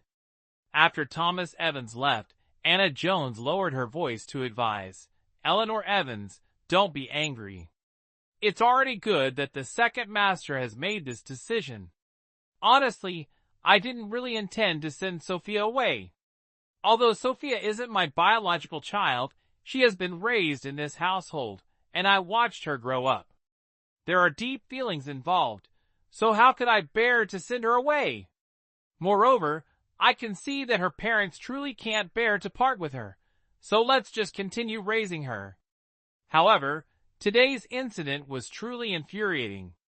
To prevent major mistakes in the future, I could only take this opportunity to warn Thomas Evans. Hayes, one biological child just returned to the family, while the adopted one was mistakenly taken. With the 2 meeting over time, it will surely sow the seeds of disaster. Eleanor Evans sighed. "Actually, if you ask me, it's all because Grace Wilson didn't teach properly. If Grace Wilson had taught well, How could such a situation arise? Sophia is such an obedient and well-behaved child. How long has it been, and now it's like this? I wonder if this was her idea. Anna Jones didn't dare to say a word. Back when the second master proposed to Lady Victoria Evans, Eleanor Evans strongly opposed it. After the marriage, seeing Lady Victoria Evans spending her days immersed in poetry and literature, neglecting household matters and accounts, and being so gullible that she believed whatever anyone told her, Eleanor Evans grew increasingly dissatisfied with her. Anna Jones quickly changed the topic. Madam, you're absolutely right. Pretending to send Miss Sophia away might actually make the second master pay more attention to her. That would be a good thing. Eleanor Evans nodded in agreement. I hope Grace Wilson understands my good intentions. Speaking of Charlotte Evans, after today's commotion caused by Grace Wilson, everyone understood. Charlotte Evans wasn't merely unloved by Lady Victoria Evans. Judging by this afternoon's events, it seemed as if Lady Victoria Evans would only be satisfied if she could get rid of Charlotte Evans entirely. It appears that the newly returned Miss Charlotte isn't as noble as one might imagine. She's already been despised. For a moment, hearts were unsettled, and Daisy Brown wept bitterly. Oh dear, miss, why aren't you worried? You must think of a solution. The days ahead are long, and with Lady Victoria Evans disliking you, how will you live in the future? What solution is there? Charlotte Evans didn't seem to care. In any case, the Evans family won't let me go hungry. How can you lack ambition like this? Mary Smith pondered and said, Miss, if you're not worried, does that mean you've already thought about your future plans? Charlotte Evans didn't hide her thoughts. No matter what I do, my mother will never love me in this lifetime. I'd rather visit Eleanor Evans daily to pay my respects on time than fight for a sliver of affection from her. I'll focus on honoring Eleanor Evans. After all, I still have my father and Eleanor Evans to protect me.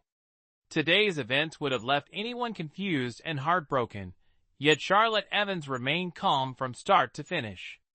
She neither worried nor grieved. Mary Smith speculated that the young lady had already devised a plan. Little did she know, Charlotte Evans had given up on her mother from the beginning and set her sights entirely on Eleanor Evans. Mary Smith was stunned on the spot. What's wrong? Is something not right? Charlotte Evans asked. It's not that it's not right. I just thought you would value Madame Victoria Evans more. Charlotte Evans let out a faint smile. In my previous life, didn't I treat her as if she were the heavens? And what came of it? After striving my whole life and putting in all my effort, it was still no match for a single sweet word from Sophia Evans. Knowing that Mary Smith was sincere toward her, Charlotte Evans didn't hide her thoughts and added a few more words. Didn't you hear what Mother said? In her heart, there's only Sophia Evans. She only acknowledges Sophia Evans. No matter how much I do, it will never compare to Sophia Evans. If that's the case, why should I force it? Instead, it's better to sincerely honor grandmother. That's enough. The experiences of her past life taught Charlotte Evans that as long as Eleanor Evans was there, she wouldn't suffer any losses.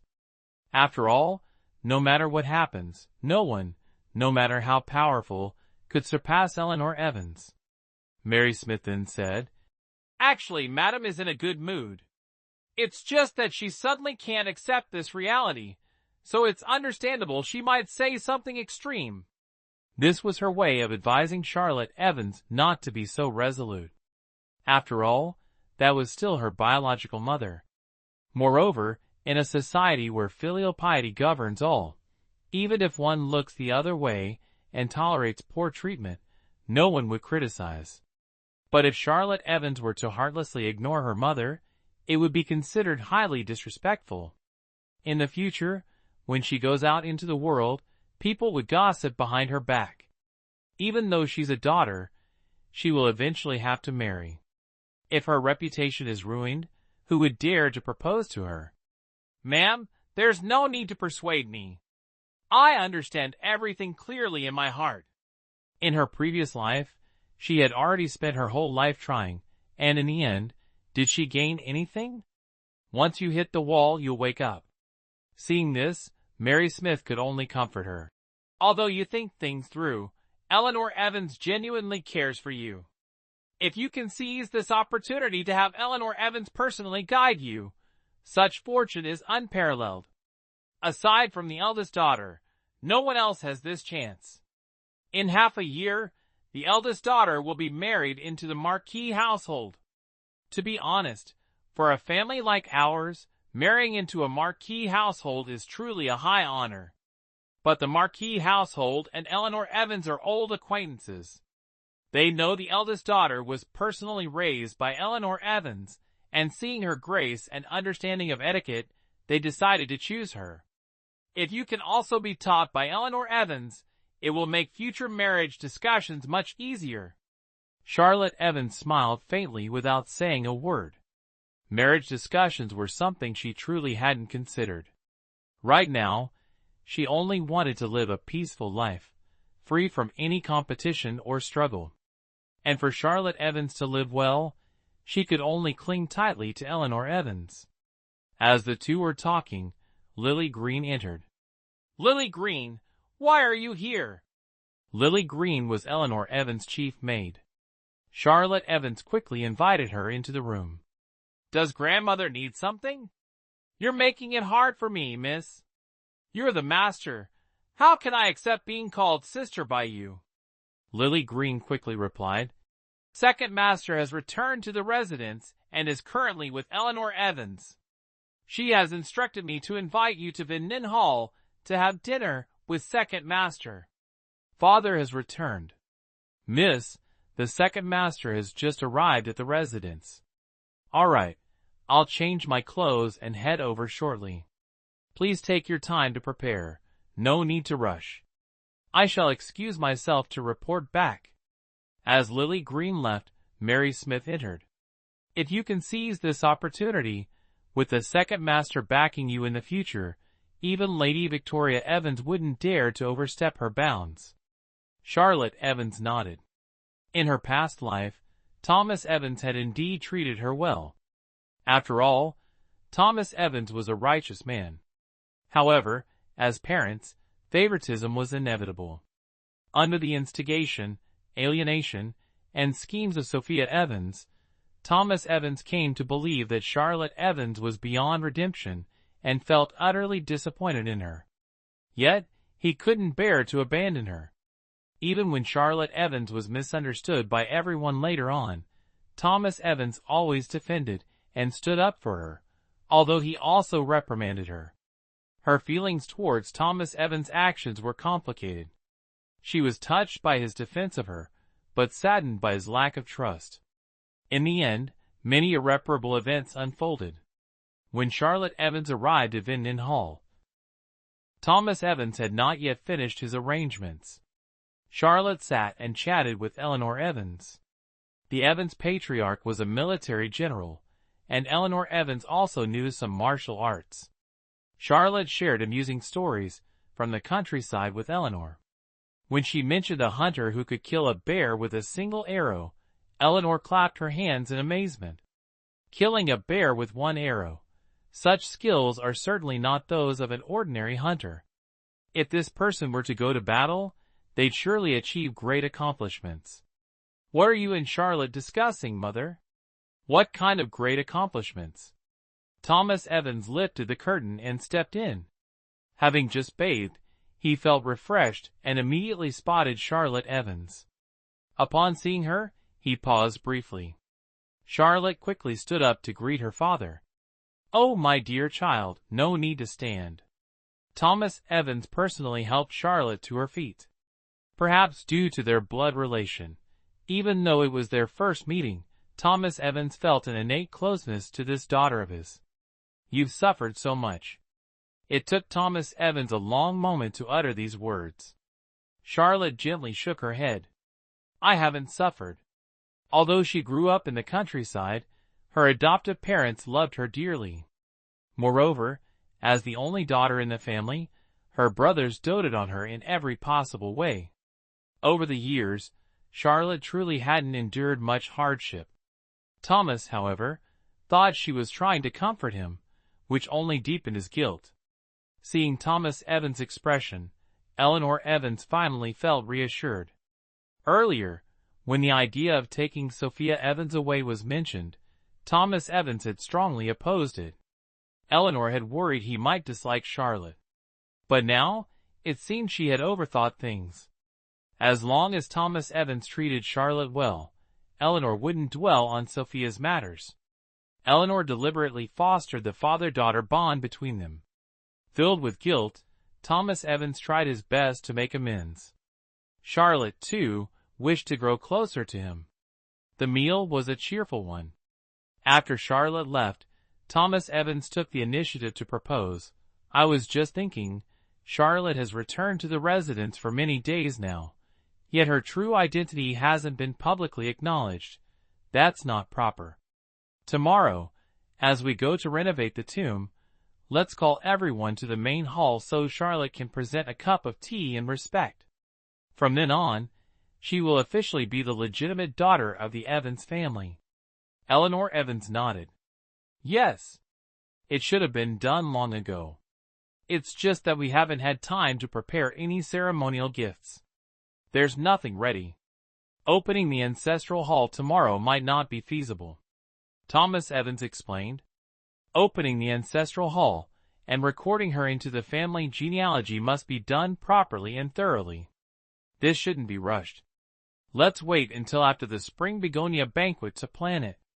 For now, confirming her identity is the most important matter." "Mother is right. Then let's serve the tea first. If this drags on, the wish for New Year's Eve might cause trouble on the other side." Thomas Evans's face softened. He felt sorry for Charlotte Evans and wanted to make amends. But Sophia Evans was also someone he had personally raised. He couldn't be completely devoid of feelings for her. Seeing his expression, Eleanor Evans waved her hand and said, "Enough, it's late now. Go rest early. I hope my son understands my intentions." Thomas Evans left Van Nin Hall and went straight to Grace Wilson. When Thomas Evans mentioned proving Charlotte Evans's identity, Grace Wilson smashed her teacup in anger. "I don't agree." Thomas Evans also became furious. "Charlotte is my daughter. Whether you agree or not, I will have her acknowledged by the family." "Ha! Your daughter? Based on what? That she was born in the countryside? Or that she's crude and ignorant?" Grace Wilson's face turned pale. "Let me make it clear to you today. My child is only Sophia. Not just any stray cat or dog can claim to be part of this family. And you dare to strike Sophia?" Thomas Evans sneered coldly. "Do you know that Mother originally didn't plan to take Sophia away? It was because you punished Charlotte today, angering Mother, that she wanted to take Sophia away. If I hadn't strongly opposed it, you might not even be able to see Sophia now." Grace Wilson's face turned ashen, and she said nothing. It was too late for regrets. Realizing she had misunderstood Eleanor Evans's intentions, and that Sophia was almost taken away because of her, Grace Wilson was terrified.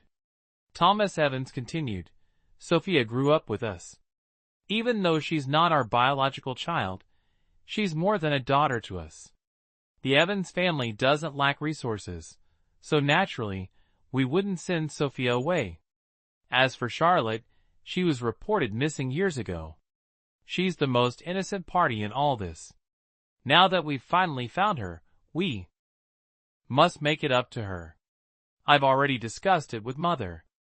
Tomorrow, we'll serve tea to acknowledge her identity. After the spring begonia banquet, the ancestral hall will be opened." He warned Grace Wilson, "I don't care what you think, but Charlotte is our flesh and blood. From now on, you must treat her as equal to Sophia." "Absolutely not." She refused without hesitation. You're a man. You wouldn't understand a mother's pain. Back then, because of childbirth, my body was injured. During the chaos of war, while fleeing, how could I know the midwife made a mistake? I feared the cries of a baby would bring disaster, so I held her tightly in my arms. By the time I realized something was wrong, the child's face had turned purple, and she was barely breathing. But when she woke up, she didn't cry. She smiled at me. At that moment, I decided that no matter what, I would treat Sophia well for the rest of my life. But Charlotte?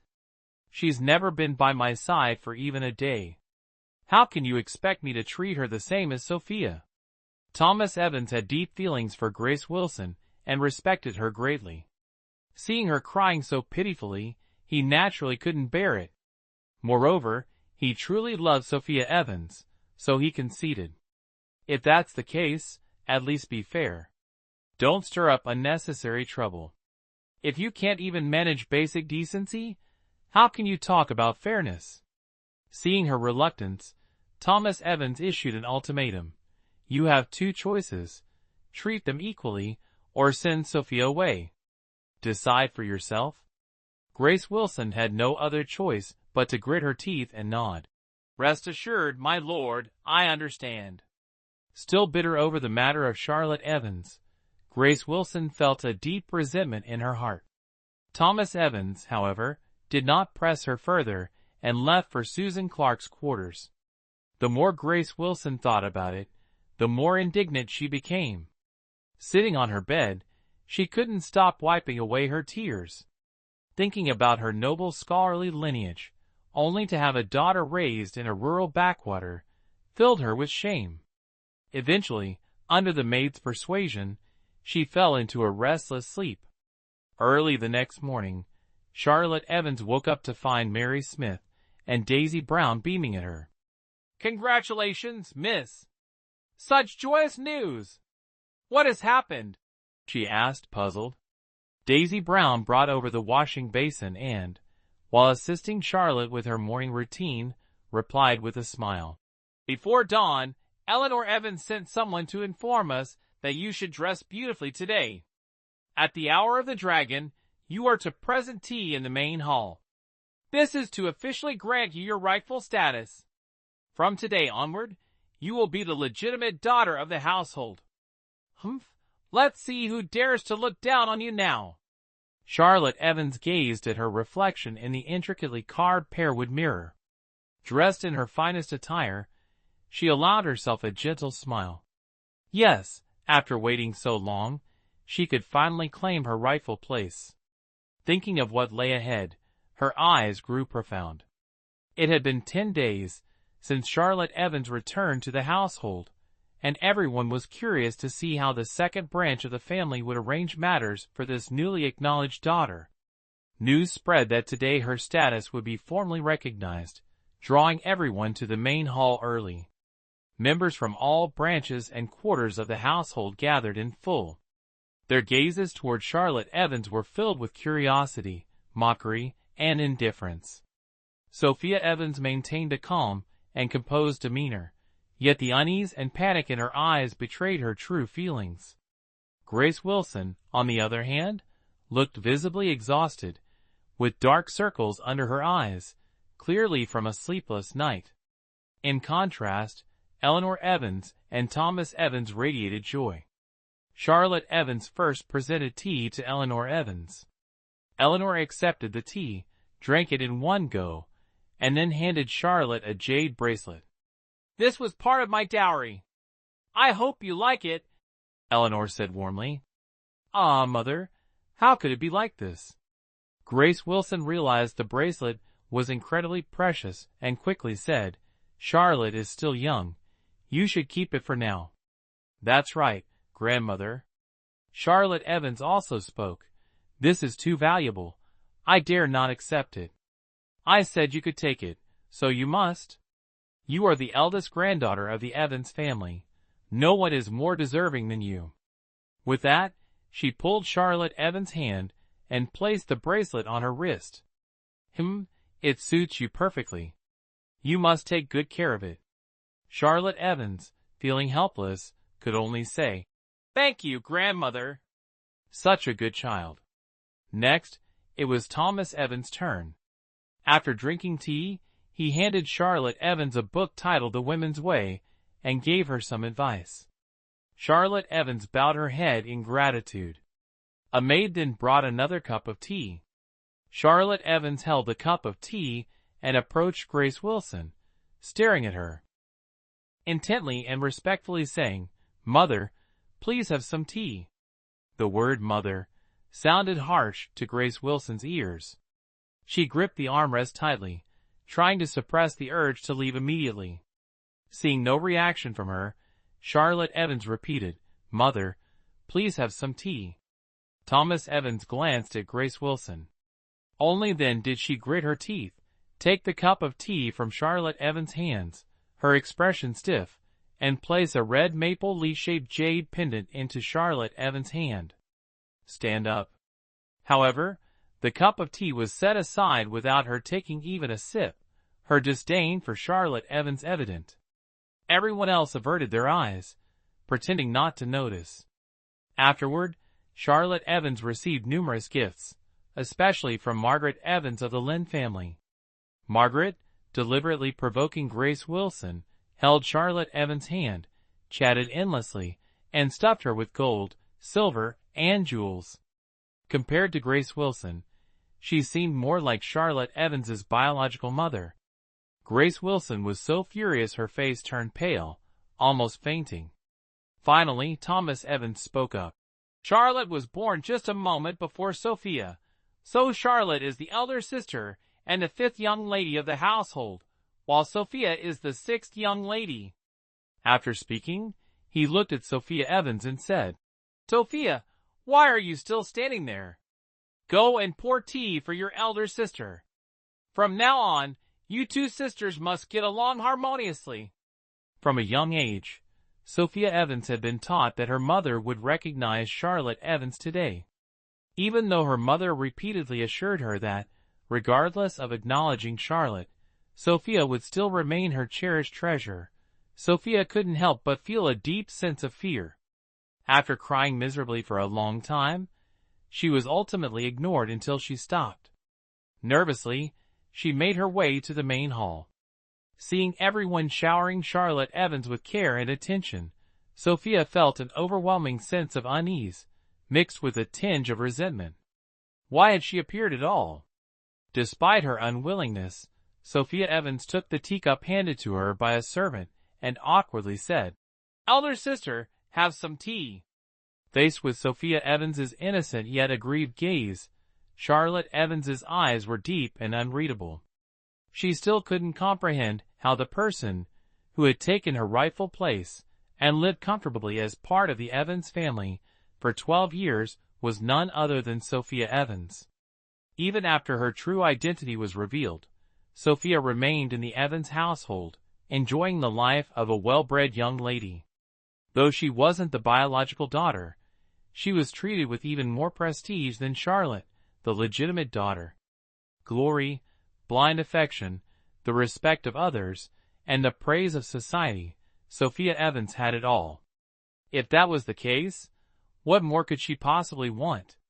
Why must she treat Charlotte as a thorn in her side, a constant nuisance, scheming against her time and again, going so far as to use any means necessary to get rid of her? Remembering the brutal beatings she endured at Sophia Evans's hands before her untimely death, along with the excruciating pain that pierced her heart, Charlotte Evans clenched her teeth tightly. Sophia Evans was the same age as her.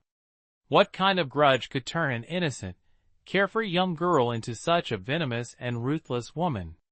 Seeing that Charlotte Evans had not yet accepted the tea from Sophia Evans, the expressions of everyone present began to shift. Especially Grace Wilson, who could no longer hold back. "What are you doing? Your younger sister is offering tea to you out of respect, and yet you completely ignore her? What, have you just returned home and already want to assert dominance? If you treat your younger sister this way, does that mean you don't even consider me, your mother, worth respecting?" These words were overly hypocritical, causing Thomas Evans's expression to change slightly. Just as he was about to speak, Margaret Evans, from the Lynn family, sneered coldly. "Second sister-in-law, your words are truly laughable. Now you blame fifth sister for not accepting you. But why don't you tell us how you've treated fifth sister? The moment you met her, you pointed straight at her nose and scolded her harshly. Humph, you said she wasn't your daughter, refused to acknowledge her, and then turned around and left. Tell me, is that something you did? Humph, let's put that aside. Since fifth sister returned home these past days, all we've seen is you taking Sophia Evans out every day, partying endlessly. Have you even shown fifth sister a shred of concern?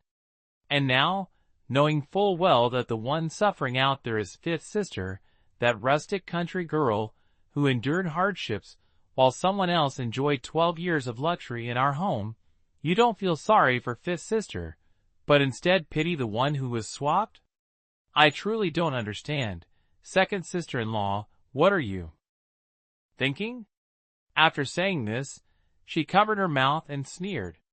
"Oh my, I used to think the story of buying jade and returning pearls was amusing, but today I see there really are people who prefer raising someone else's child while neglecting their own flesh and blood." Grace Wilson's actions were clear to everyone, but no one dared to speak up. Unexpectedly today, in the presence of so many people, Lynn Sure exposed her outright and laid it on the table. Everyone present lowered their heads to sip tea, but their eyes constantly darted upwards, their expressions full of curiosity. She added another remark. "Oh my, I'm just straightforward by nature, born without a filter. If I accidentally said something wrong, second sister-in-law, please don't take offense. After all, you are someone knowledgeable and magnanimous, while I come from a merchant family and lack refinement. I hope second sister-in-law can be understanding and let it slide." Grace Wilson was so angry she was at a loss for words, unable to scold or remain silent, her face changing colors, green, red, white, and purple. "That's enough." Eleanor Evans finally glared at Lynn Sure. "If you don't know how to speak, then say less." After speaking, she turned to Charlotte Evans. "Niece, drink some tea with your younger sister, and in the future, you must support each other. Sisters are like family. Granddaughter understands."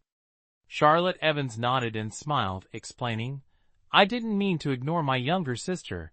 It's just that she resembles my mother so much that I was momentarily stunned and couldn't react in time. Younger sister, don't hold it against me." The mother Charlotte Evans mentioned was none other than Sophia Evans' foster mother in the countryside, Sophia Evans' biological mother. Sophia Evans hadn't expected Charlotte Evans to suddenly bring this up, and her smile froze. What Sophia Evans couldn't accept most was being reminded that she was a country girl. Now that Charlotte Evans had exposed this, how could she bear it? But no matter what, Sophia Evans had to force herself to respond. "Oh, sister, you're joking. How could I hold it against you? Third aunt is right. You've suffered so much on my behalf. It's me who owes you.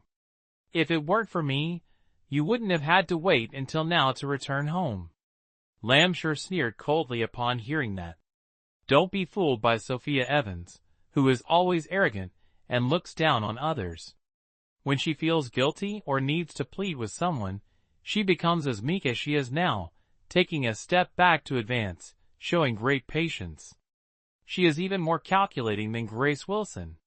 "Sure enough," Eleanor Evans said, "it wasn't your fault that you were abandoned before, but it's good that you can think this way.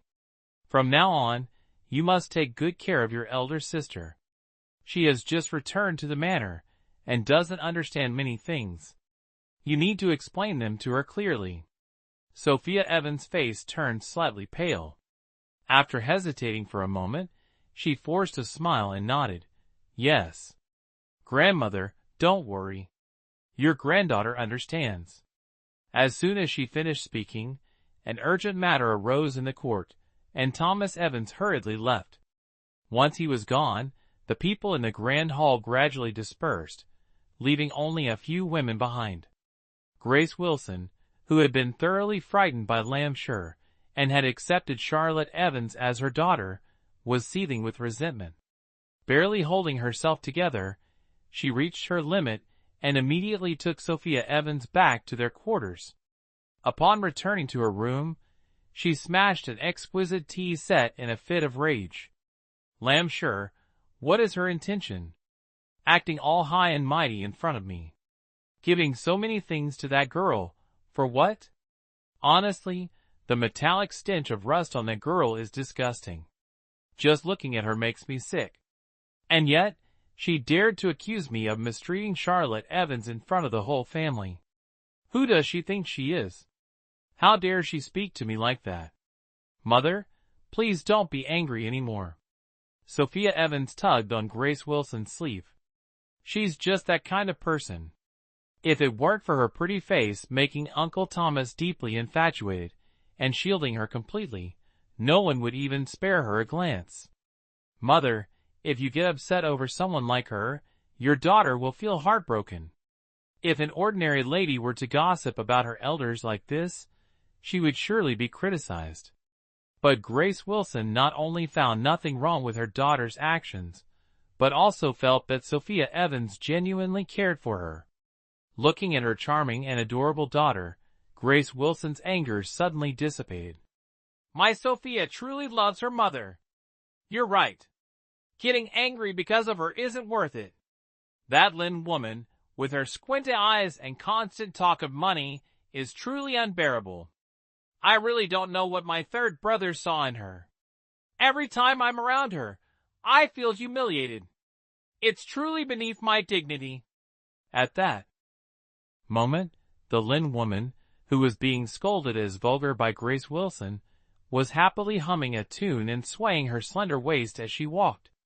Ben Evans, standing beside her, couldn't help but ask, So cheerful? Of course, Lynn replied joyfully. Did you see the expression on second sister-in-law's face just now? She was livid. Ha. Ben Evans shook his head helplessly. You're something else. Why do you always have to bicker with second sister-in-law? That's just how she is. Lynn shot a sidelong glance at Ben Evans and huffed. Don't pretend you don't know how they usually insult me.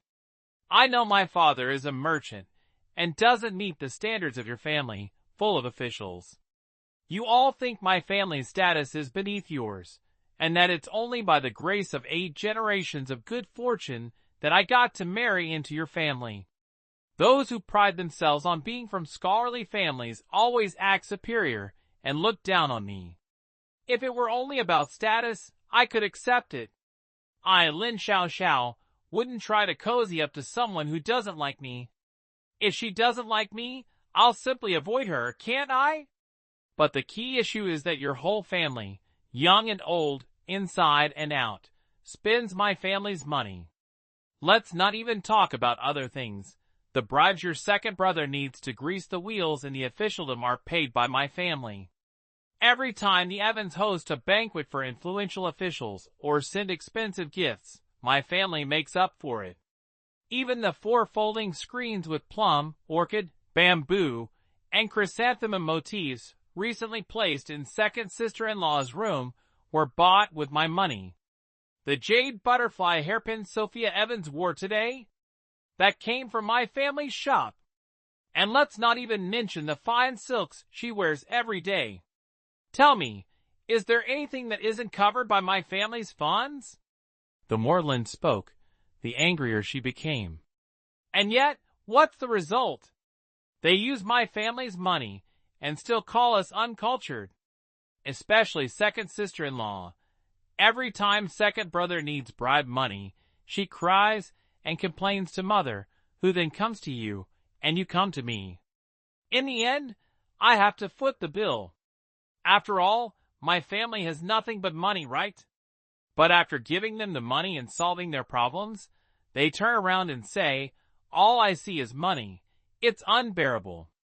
If they look down on me so much, then why don't they have the backbone to stop using my money? Oh, my money doesn't earn me any praise, and instead, I get scolded for being idle and frivolous. My dear wife, you're absolutely right. Your husband knows you've been wronged. It's my fault for making you endure so much for my sake. Please forgive me. Ben Evans quickly clasped his hands together in apology, smiling sheepishly. Getting angry harms your health. My beautiful wife, who looks no older than 18 or 20, wouldn't want to lose her beauty because of anger, would she? He leaned closer to Lin and whispered, Surely you don't want to end up looking as old as second sister-in-law, do you? Ugh! Don't think a few sweet words will make this go away. Lin glared at him angrily, but the corners of her mouth betrayed a smile, clearly amused by Ben Evans. This is not sweet talk, it's clearly the truth. Saying this, he pointed at the crabapple tree in the courtyard and said to Lady Lin, My dear, look, isn't the flower beautiful? The Evans family's crabapple tree was personally praised by His Majesty. How could it not be beautiful? Ben Evans took Lady Lin's delicate hand and affectionately said, But in my eyes, it still cannot compare to you, my dear. Your face like a peach blossom, your eyes like the stars, so graceful and radiant. Lady Lin blushed deeply at Ben Evans' teasing, both embarrassed and annoyed. She glared at him angrily. If you keep talking nonsense, I truly won't pay you any attention anymore. Seeing that Lady Lin had calmed down, Ben Evans quickly changed the subject. By the way, why did you speak up for Fifth Miss today? Was it just to provoke second sister-in-law? Not entirely. Lady Lin continued, The child suits my temperament. Ben Evans was at a loss for words. He knew his wife had peculiar tastes, but Charlotte Evans was both thin and dark-skinned. He truly couldn't understand what his wife found good about her. Lady Lin added, Oh, you wouldn't understand. Lady Lin didn't elaborate, and Ben Evans didn't press further. Time passed quickly, and soon it was the day of the crabapple spring banquet. Since the banquet was held at the estate, everyone left the residence at dawn. The roads were bustling with people and carriages, and lanterns lit up the way. The entire family moved to the estate, while food and drinks for the feast were delivered swiftly from the main residence by horse. By the time everything was settled at the estate, it was already mid-morning. Eleanor Evans was very pleased with Charlotte Evans' attire. Simple yet not too conspicuous. Very good. Today, all the distinguished guests are attending. Dressing too flamboyantly would not only be disrespectful, but could also invite trouble. Dressing like Charlotte Evans is just right. Charlotte Evans smiled and said, Thank you, grandmother, for bestowing the fabric. You are my granddaughter. If I don't care for you, then who should I care for? Besides, such bright colors are meant for young ladies to wear beautifully. I'm just an old woman. Wearing it would be inappropriate. Sophia Evans, standing nearby, heard this, and a complex expression flashed in her eyes. In the past, whenever there was good fabric, grandmother would divide it among her and her sisters. But now, everything seemed to be given solely to Charlotte Evans. While lost in thought, a servant hurriedly came to report, My lords and ladies, the Princess Royal, Lady Beatrice, members of the Duke of Roy's household, and esteemed guests from the Zhongyi Marquisate have arrived. They are currently at Xiong Pavilion Waterside Residence, and will be here in about half a tea's time. Oh dear, why are so many distinguished guests arriving at the same time? Grace Wilson exclaimed in panic. In the past years, they always came separately. What's there to panic about? Eleanor Evans cast a sharp glance at Grace Wilson.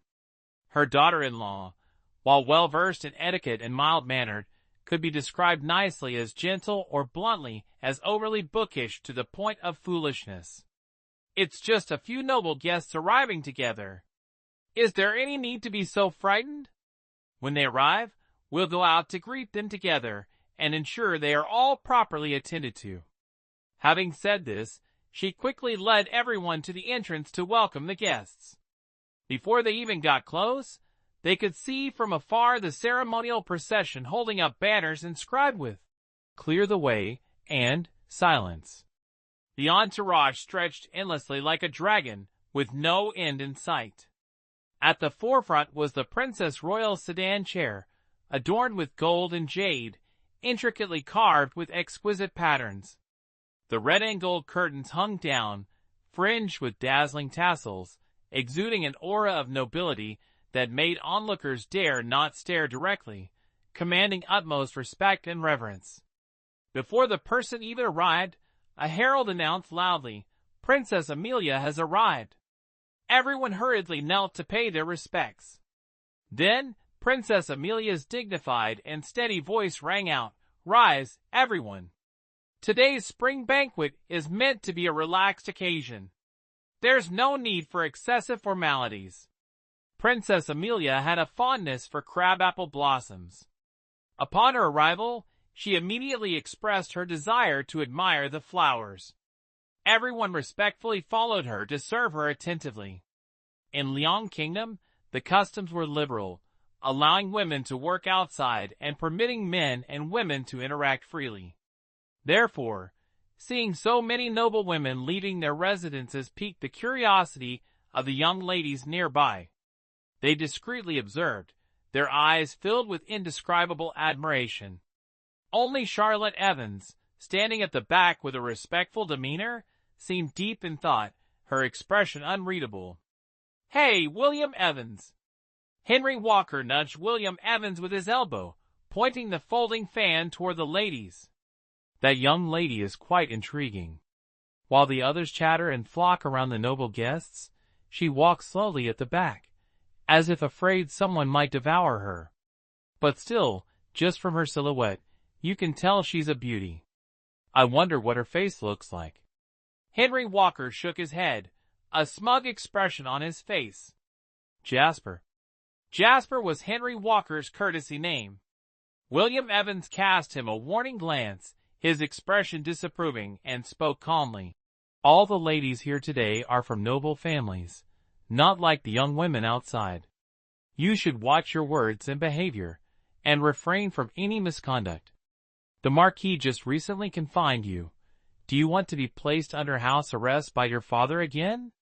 TCH, as if I'm afraid of him." Henry Walker sneered, his face full of disdain. "And another thing, if you keep preaching to me, I'll cut ties with you. I find you so fake. Acting all refined and gentlemanly on the surface, while deep down you're as dark as the bottom of a pot. You're just good at deceiving those naive young ladies. And let me tell you, what's so different about those ladies outside? Aren't they people too? You're the one who pretends otherwise, but deep down, you don't care about anyone." William Evans sighed. "Ha, so you still remember that incident?" "How could I forget? That little enchantress was my confidant, yet she claimed to have fallen for you, William Evans. Tell me, wouldn't that make me furious?" William Evans opened his folding fan, covering his mouth as he chuckled. "Ha, well then, my apologies." Though he said so, there wasn't a hint of remorse in his eyes, only a smug glint. "I have no time for your nonsense." Henry Walker snorted and turned to leave. William Evans called out, "Hey, where are you going?" Before he could finish, Henry had already disappeared. In her past life, after becoming the Duchess of Twee, Charlotte Evans quickly grew tired of crowds. Whenever no one was paying attention, she would sneak away to be alone. On this very day in her previous life, she couldn't remember exactly what had happened. All that remained vivid in her memory was her mother's disappointed face, Sophia Evans' astonished gaze, and the mocking laughter of everyone around. She knew she had brought shame to the Evans family, and spent the following years desperately trying to make up for it through relentless studying. Unfortunately, the knowledge gap of 12 years was not something that could be bridged overnight. Charlotte Evans understood that, at the beginning, both her father and mother genuinely cared for her, especially her mother, who was filled with guilt and affection for her. However, Charlotte's lack of intelligence and inability to grasp the refined etiquette and wisdom expected of noblewomen gradually eroded her mother's sympathy, especially after Sophia Evans' deliberate schemes. Eventually, even her mother's minimal compassion disappeared. She was ultimately cast aside by her family, and her marriage to William Evans was only arranged because Sophia Evans didn't want him and pushed him onto Charlotte.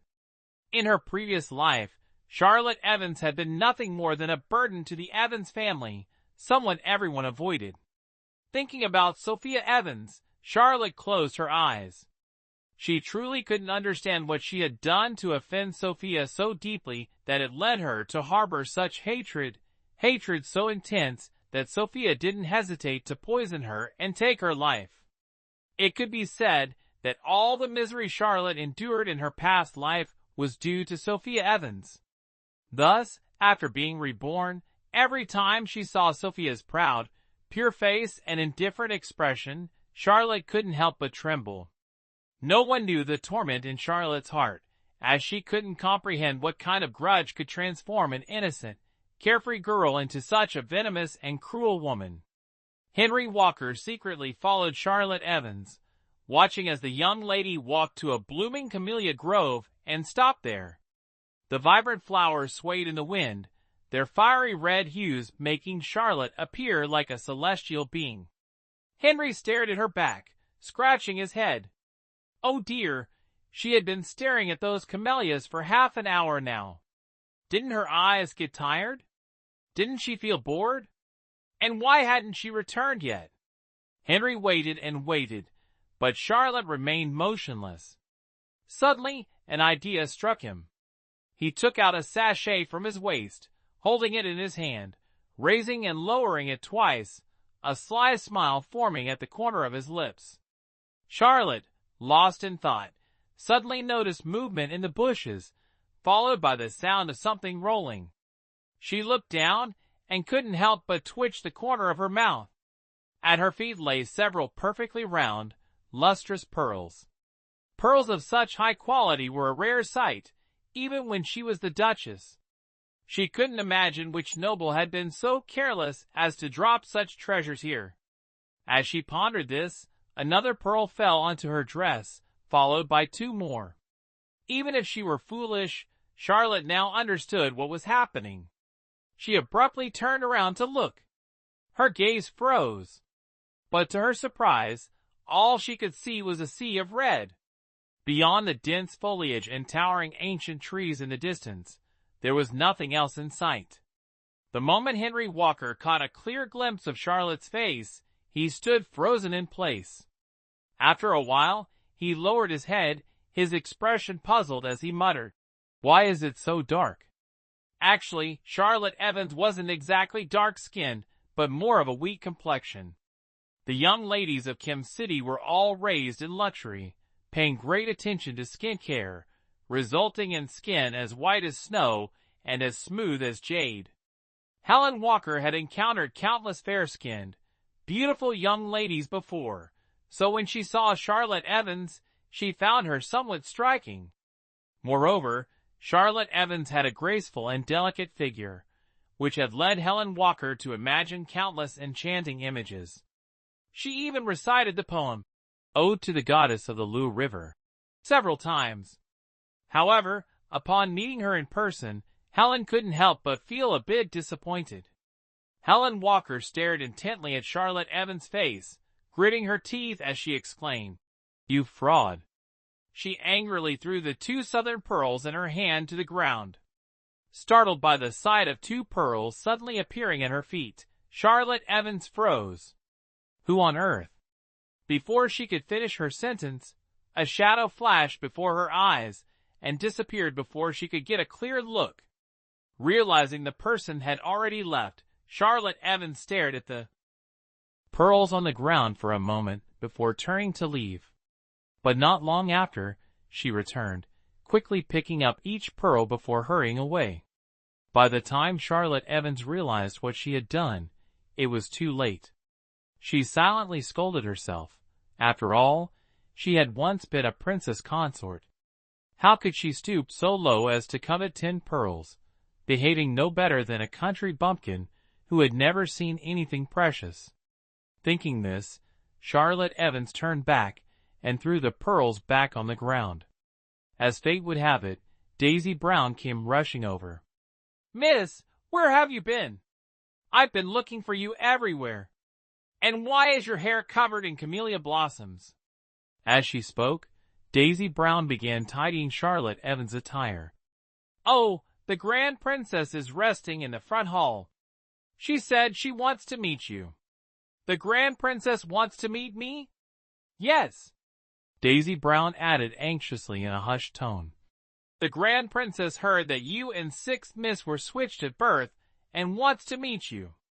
Charlotte Evans nodded and did not return to discard the pearls. Instead, she adjusted her attire and headed toward the front hall. "Sister, where have you been?" As soon as Charlotte Evans arrived, Sophia Evans, who was standing outside the flower hall, hurried over. "Mother and I were just looking for you everywhere." Charlotte Evans smiled gently. "I was enchanted by the camellias in the manor and lost track of time, worrying you and Mother." "Elder sister, what are you saying? We are family. No need to be so formal." Sophia Evans' eyes glimmered. "Elder sister, you should go quickly. Princess Amelia is waiting."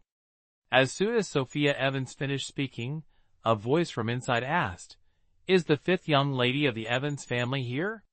Hearing this, Charlotte Evans lowered her gaze, adjusted her attire, and stepped into the main hall. She wore a white camisole with blue edges, its tassels draping down like a skirt to her waist. Over it, she donned a large cloak embroidered with mountains and mist. The sleeves were neatly folded by Daisy Brown and Tay Nin. In her hair was a golden hairpin, and on her ears, a pair of jade earrings with gold inlay. Apart from a jade bracelet on her wrist, she wore no other jewelry. Her movements were graceful, her demeanor composed, truly elegant and noble, like an orchid blooming in a secluded forest. She approached the main hall and knelt lightly. "This humble servant, Charlotte Evans, greets Princess Amelia. May Princess Amelia be blessed with eternal health and happiness." Princess Amelia nodded. "So you are Charlotte Evans?" Charlotte Evans respectfully replied, in response to Princess Amelia, "Yes, this humble servant is indeed Charlotte Evans.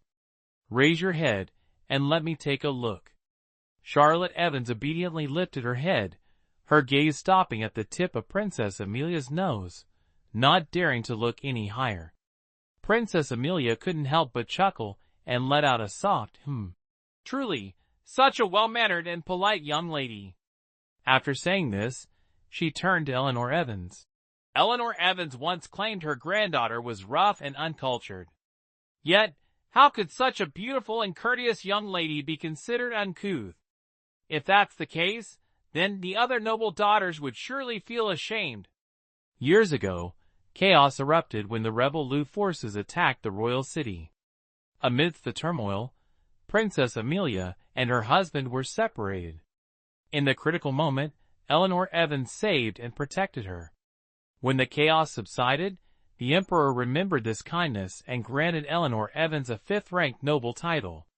Visitors often came to pay their respects.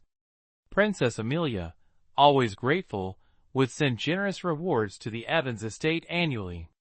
The smoke gauze cloak and fine garments Charlotte Evans wore were gifts from Princess Amelia herself. As expected, Princess Amelia remarked, "Just the sight of the smoke gauze attire on her shows how much Eleanor Evans truly cherishes her." Eleanor Evans humbly smiled and replied, "Charlotte is fortunate to benefit from your grace. This is her destiny." After speaking, Princess Amelia asked Charlotte Evans a few more questions. Seeing her polite demeanor, neither arrogant nor self-deprecating, her impression of the young lady grew even more favorable. The other noblewomen present observed Charlotte Evans' behavior. They had previously gossiped, calling the Evans' legitimate daughter a country bumpkin. But now, upon seeing her, Aside from being slightly tanned and a bit slender, there was no basis for such claims. Especially her refined aura, something others could never imitate. Observing their expressions, Eleanor Evans felt reassured. Today, she had deliberately brought Charlotte Evans forward to leave a positive impression on the noble families of Royal City, making future marriage arrangements easier. Judging by the reactions, it seemed worthwhile. At that moment, Lady Chung, wife of Marquis Yong, spoke. I heard there was some story about your young lady being swapped at birth. Is that true? Eleanor Evans paused for a moment, then smiled and explained. Aha, you are right. There is indeed a story behind it. It all began years ago, when midwife On helped deliver Lady Victoria Evans' child during chaotic times. Midwife On, now deceased, happened to meet Lady Victoria Evans last year in Royal City. Out of gratitude for helping her during such a tumultuous time, Lady Victoria Evans invited midwife On to her residence for a chat. While discussing children, midwife On laughed and said, "Haha, I still remember the young lady of your household when she was just born. She had a very distinct peach-shaped birthmark on her hip." Lady Victoria Evans thought for a long moment, but doubted midwife On's recollection. "My daughter's body is flawless. There isn't any birthmark." Lady Victoria Evans smiled without saying more, leaving midwife On curious and doubtful. No matter how much she described it, even the household maids claimed midwife On must have been mistaken. This left her even more puzzled. Could she really have remembered it wrong? As someone who had been a midwife her entire life, she found it hard to believe. It was unforgettable delivering a child for a noble family during wartime, especially since the child had such a unique birthmark. How could it be a mistake? Such coincidences seemed impossible. One of midwife On's elder sisters, who had lived near Charlotte Evans' adoptive parents for years, had not seen her in a long time. After much effort, midwife On managed to locate her sister and paid her a visit. During their meeting, midwife On mentioned that she might be growing forgetful in her old age, as she kept dwelling on the birthmark incident. Her sister, however, recalled a young neighbor girl with a red, peach-shaped birthmark on her hip, which was said to be very beautiful. The girl had grown up by then, and was of marrying age. What's more, her sister mentioned that this girl's birth coincided with chaotic times. The girl was born alongside the child of a noblewoman from the Quan family. Apparently, the midwife hadn't arrived in time, and the noblewoman had generously allowed her midwife to assist the other mother, ensuring the safe delivery of her daughter. Upon hearing this, midwife On was shocked but continued to deny any possibility of such a coincidence. This was absolutely impossible. The Quan family's residence wasn't far from Royal City, though it was located in a more remote area. How could such a thing happen? Midwife On's elder sister initially wanted to mention that the Wang family had indeed lived in the suburbs years ago, and only moved due to the chaos. However, seeing how adamant her younger sister was, she decided to keep quiet. Still, midwife On couldn't shake her unease. Upon returning to Royal City, she immediately asked her son to investigate the matter. When the truth came to light, she was even more alarmed. It became evident that the children had likely been switched at birth. Knowing the gravity of such a revelation, midwife On understood that exposing this would bring disaster upon herself. A year later, however, midwife On fell ill and realized she didn't have much time left. Overwhelmed by guilt and maternal compassion, she decided to reveal the truth to Eleanor Evans. Upon hearing it, Eleanor Evans was deeply shaken. However, after confirming through bloodline verification that Charlotte Evans was indeed a member of the Evans family, she quickly sought out Mary Smith to bring Charlotte back. "This is the young lady of the Evans family. How could she be left to wander outside?" Thus, Charlotte Evans was brought back to her rightful family. After hearing the truth about the switched babies, Lady Chung Ning sighed deeply. Oh dear, how tragic. What a difficult journey. Princess School also said, yes, fortunately, that midwife still revealed the truth. Otherwise, truly, family members would not have been able to meet, each going their separate ways. Madame Chungnin Marquis laughed. Ha, this matter was originally the midwife's fault. Losing the decree due to drunkenness, and now being shown leniency, we even have to feel grateful to her? What kind of reasoning is this? She should count herself lucky to have succumbed to an acute illness and passed away. Humph. At this point, she stopped speaking. Eleanor Evans smiled but said nothing. Charlotte Evans, however, couldn't help but glance at Madame Chungnin Marquis. It was said that although Madame Chungnin Marquis appeared peerlessly beautiful and gentle, in reality, she was ruthless and had blood on her hands, a formidable figure. However, these matters had nothing to do with Charlotte, as they were unlikely to have any dealings with each other. Charlotte Evans chatted with the princess for a while. Perceptibly noticing that the hall was filled with nobles, she politely excused herself. As soon as Charlotte Evans left, Lady Beatrice, sitting beside Princess Consort Tui, raised her eyebrows, glanced around, and said to the Princess Consort, "Mother, I don't want to sit here anymore. I want to go outside and play." "Don't be reckless." Seeing her daughter's expression, Princess Consort Tui immediately knew what she was scheming. The princess is here today. Do not cause trouble. If you anger the princess, there will be no good outcome for you. "Oh, mother!" Lady Beatrice tugged at Duchess Tui's hand, shaking it incessantly. The charming, coquettish demeanor of a noble daughter was vividly displayed. "I just want to go out for a bit. Besides, my brother is outside too. With him watching over me, what trouble could I possibly cause?" Duchess Tui, worn down by her daughter's persistence, finally nodded. "Fine, fine, go ahead." "Thank you, mother." Watching her daughter's cheerful figure disappear, Duchess Tui couldn't help but shake her head and sigh. She's grown so much, yet still so playful. Eleanor Evans, witnessing the scene, smiled and added, "Princess Rhea is so outstanding even at a young age. Surely, she will be extraordinary in the future." Duchess Tui gave a faint smile. "You're too kind, Eleanor Evans." With that, she lifted her teacup, lowered her head, and took a sip. Her demeanor was distant, her rejection unmistakable. Duchess Tui, inherently proud and lofty, always held her head high. Her visit to the Evans estate today, to admire the crabapple blossoms, was entirely because of Princess Amelia. Otherwise, how could she sit here tolerating their idle chatter? Seeing this, Eleanor Evans grasped the situation. The smile on her face faded slightly, and she turned away, saying no more. Charlotte Evans had just stepped out of the main hall when Sophia Evans approached her, inquiring, "Sister, I heard that Princess Amelia praised you. Mother said that Princess Amelia is graceful, dignified, and has very high standards, rarely complimenting anyone. This shows that you are truly exceptional.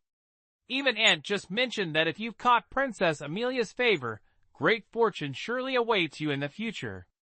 Despite her calm demeanor and attempts to feign composure, Sophia Evans couldn't hide the envy and disappointment in her tone.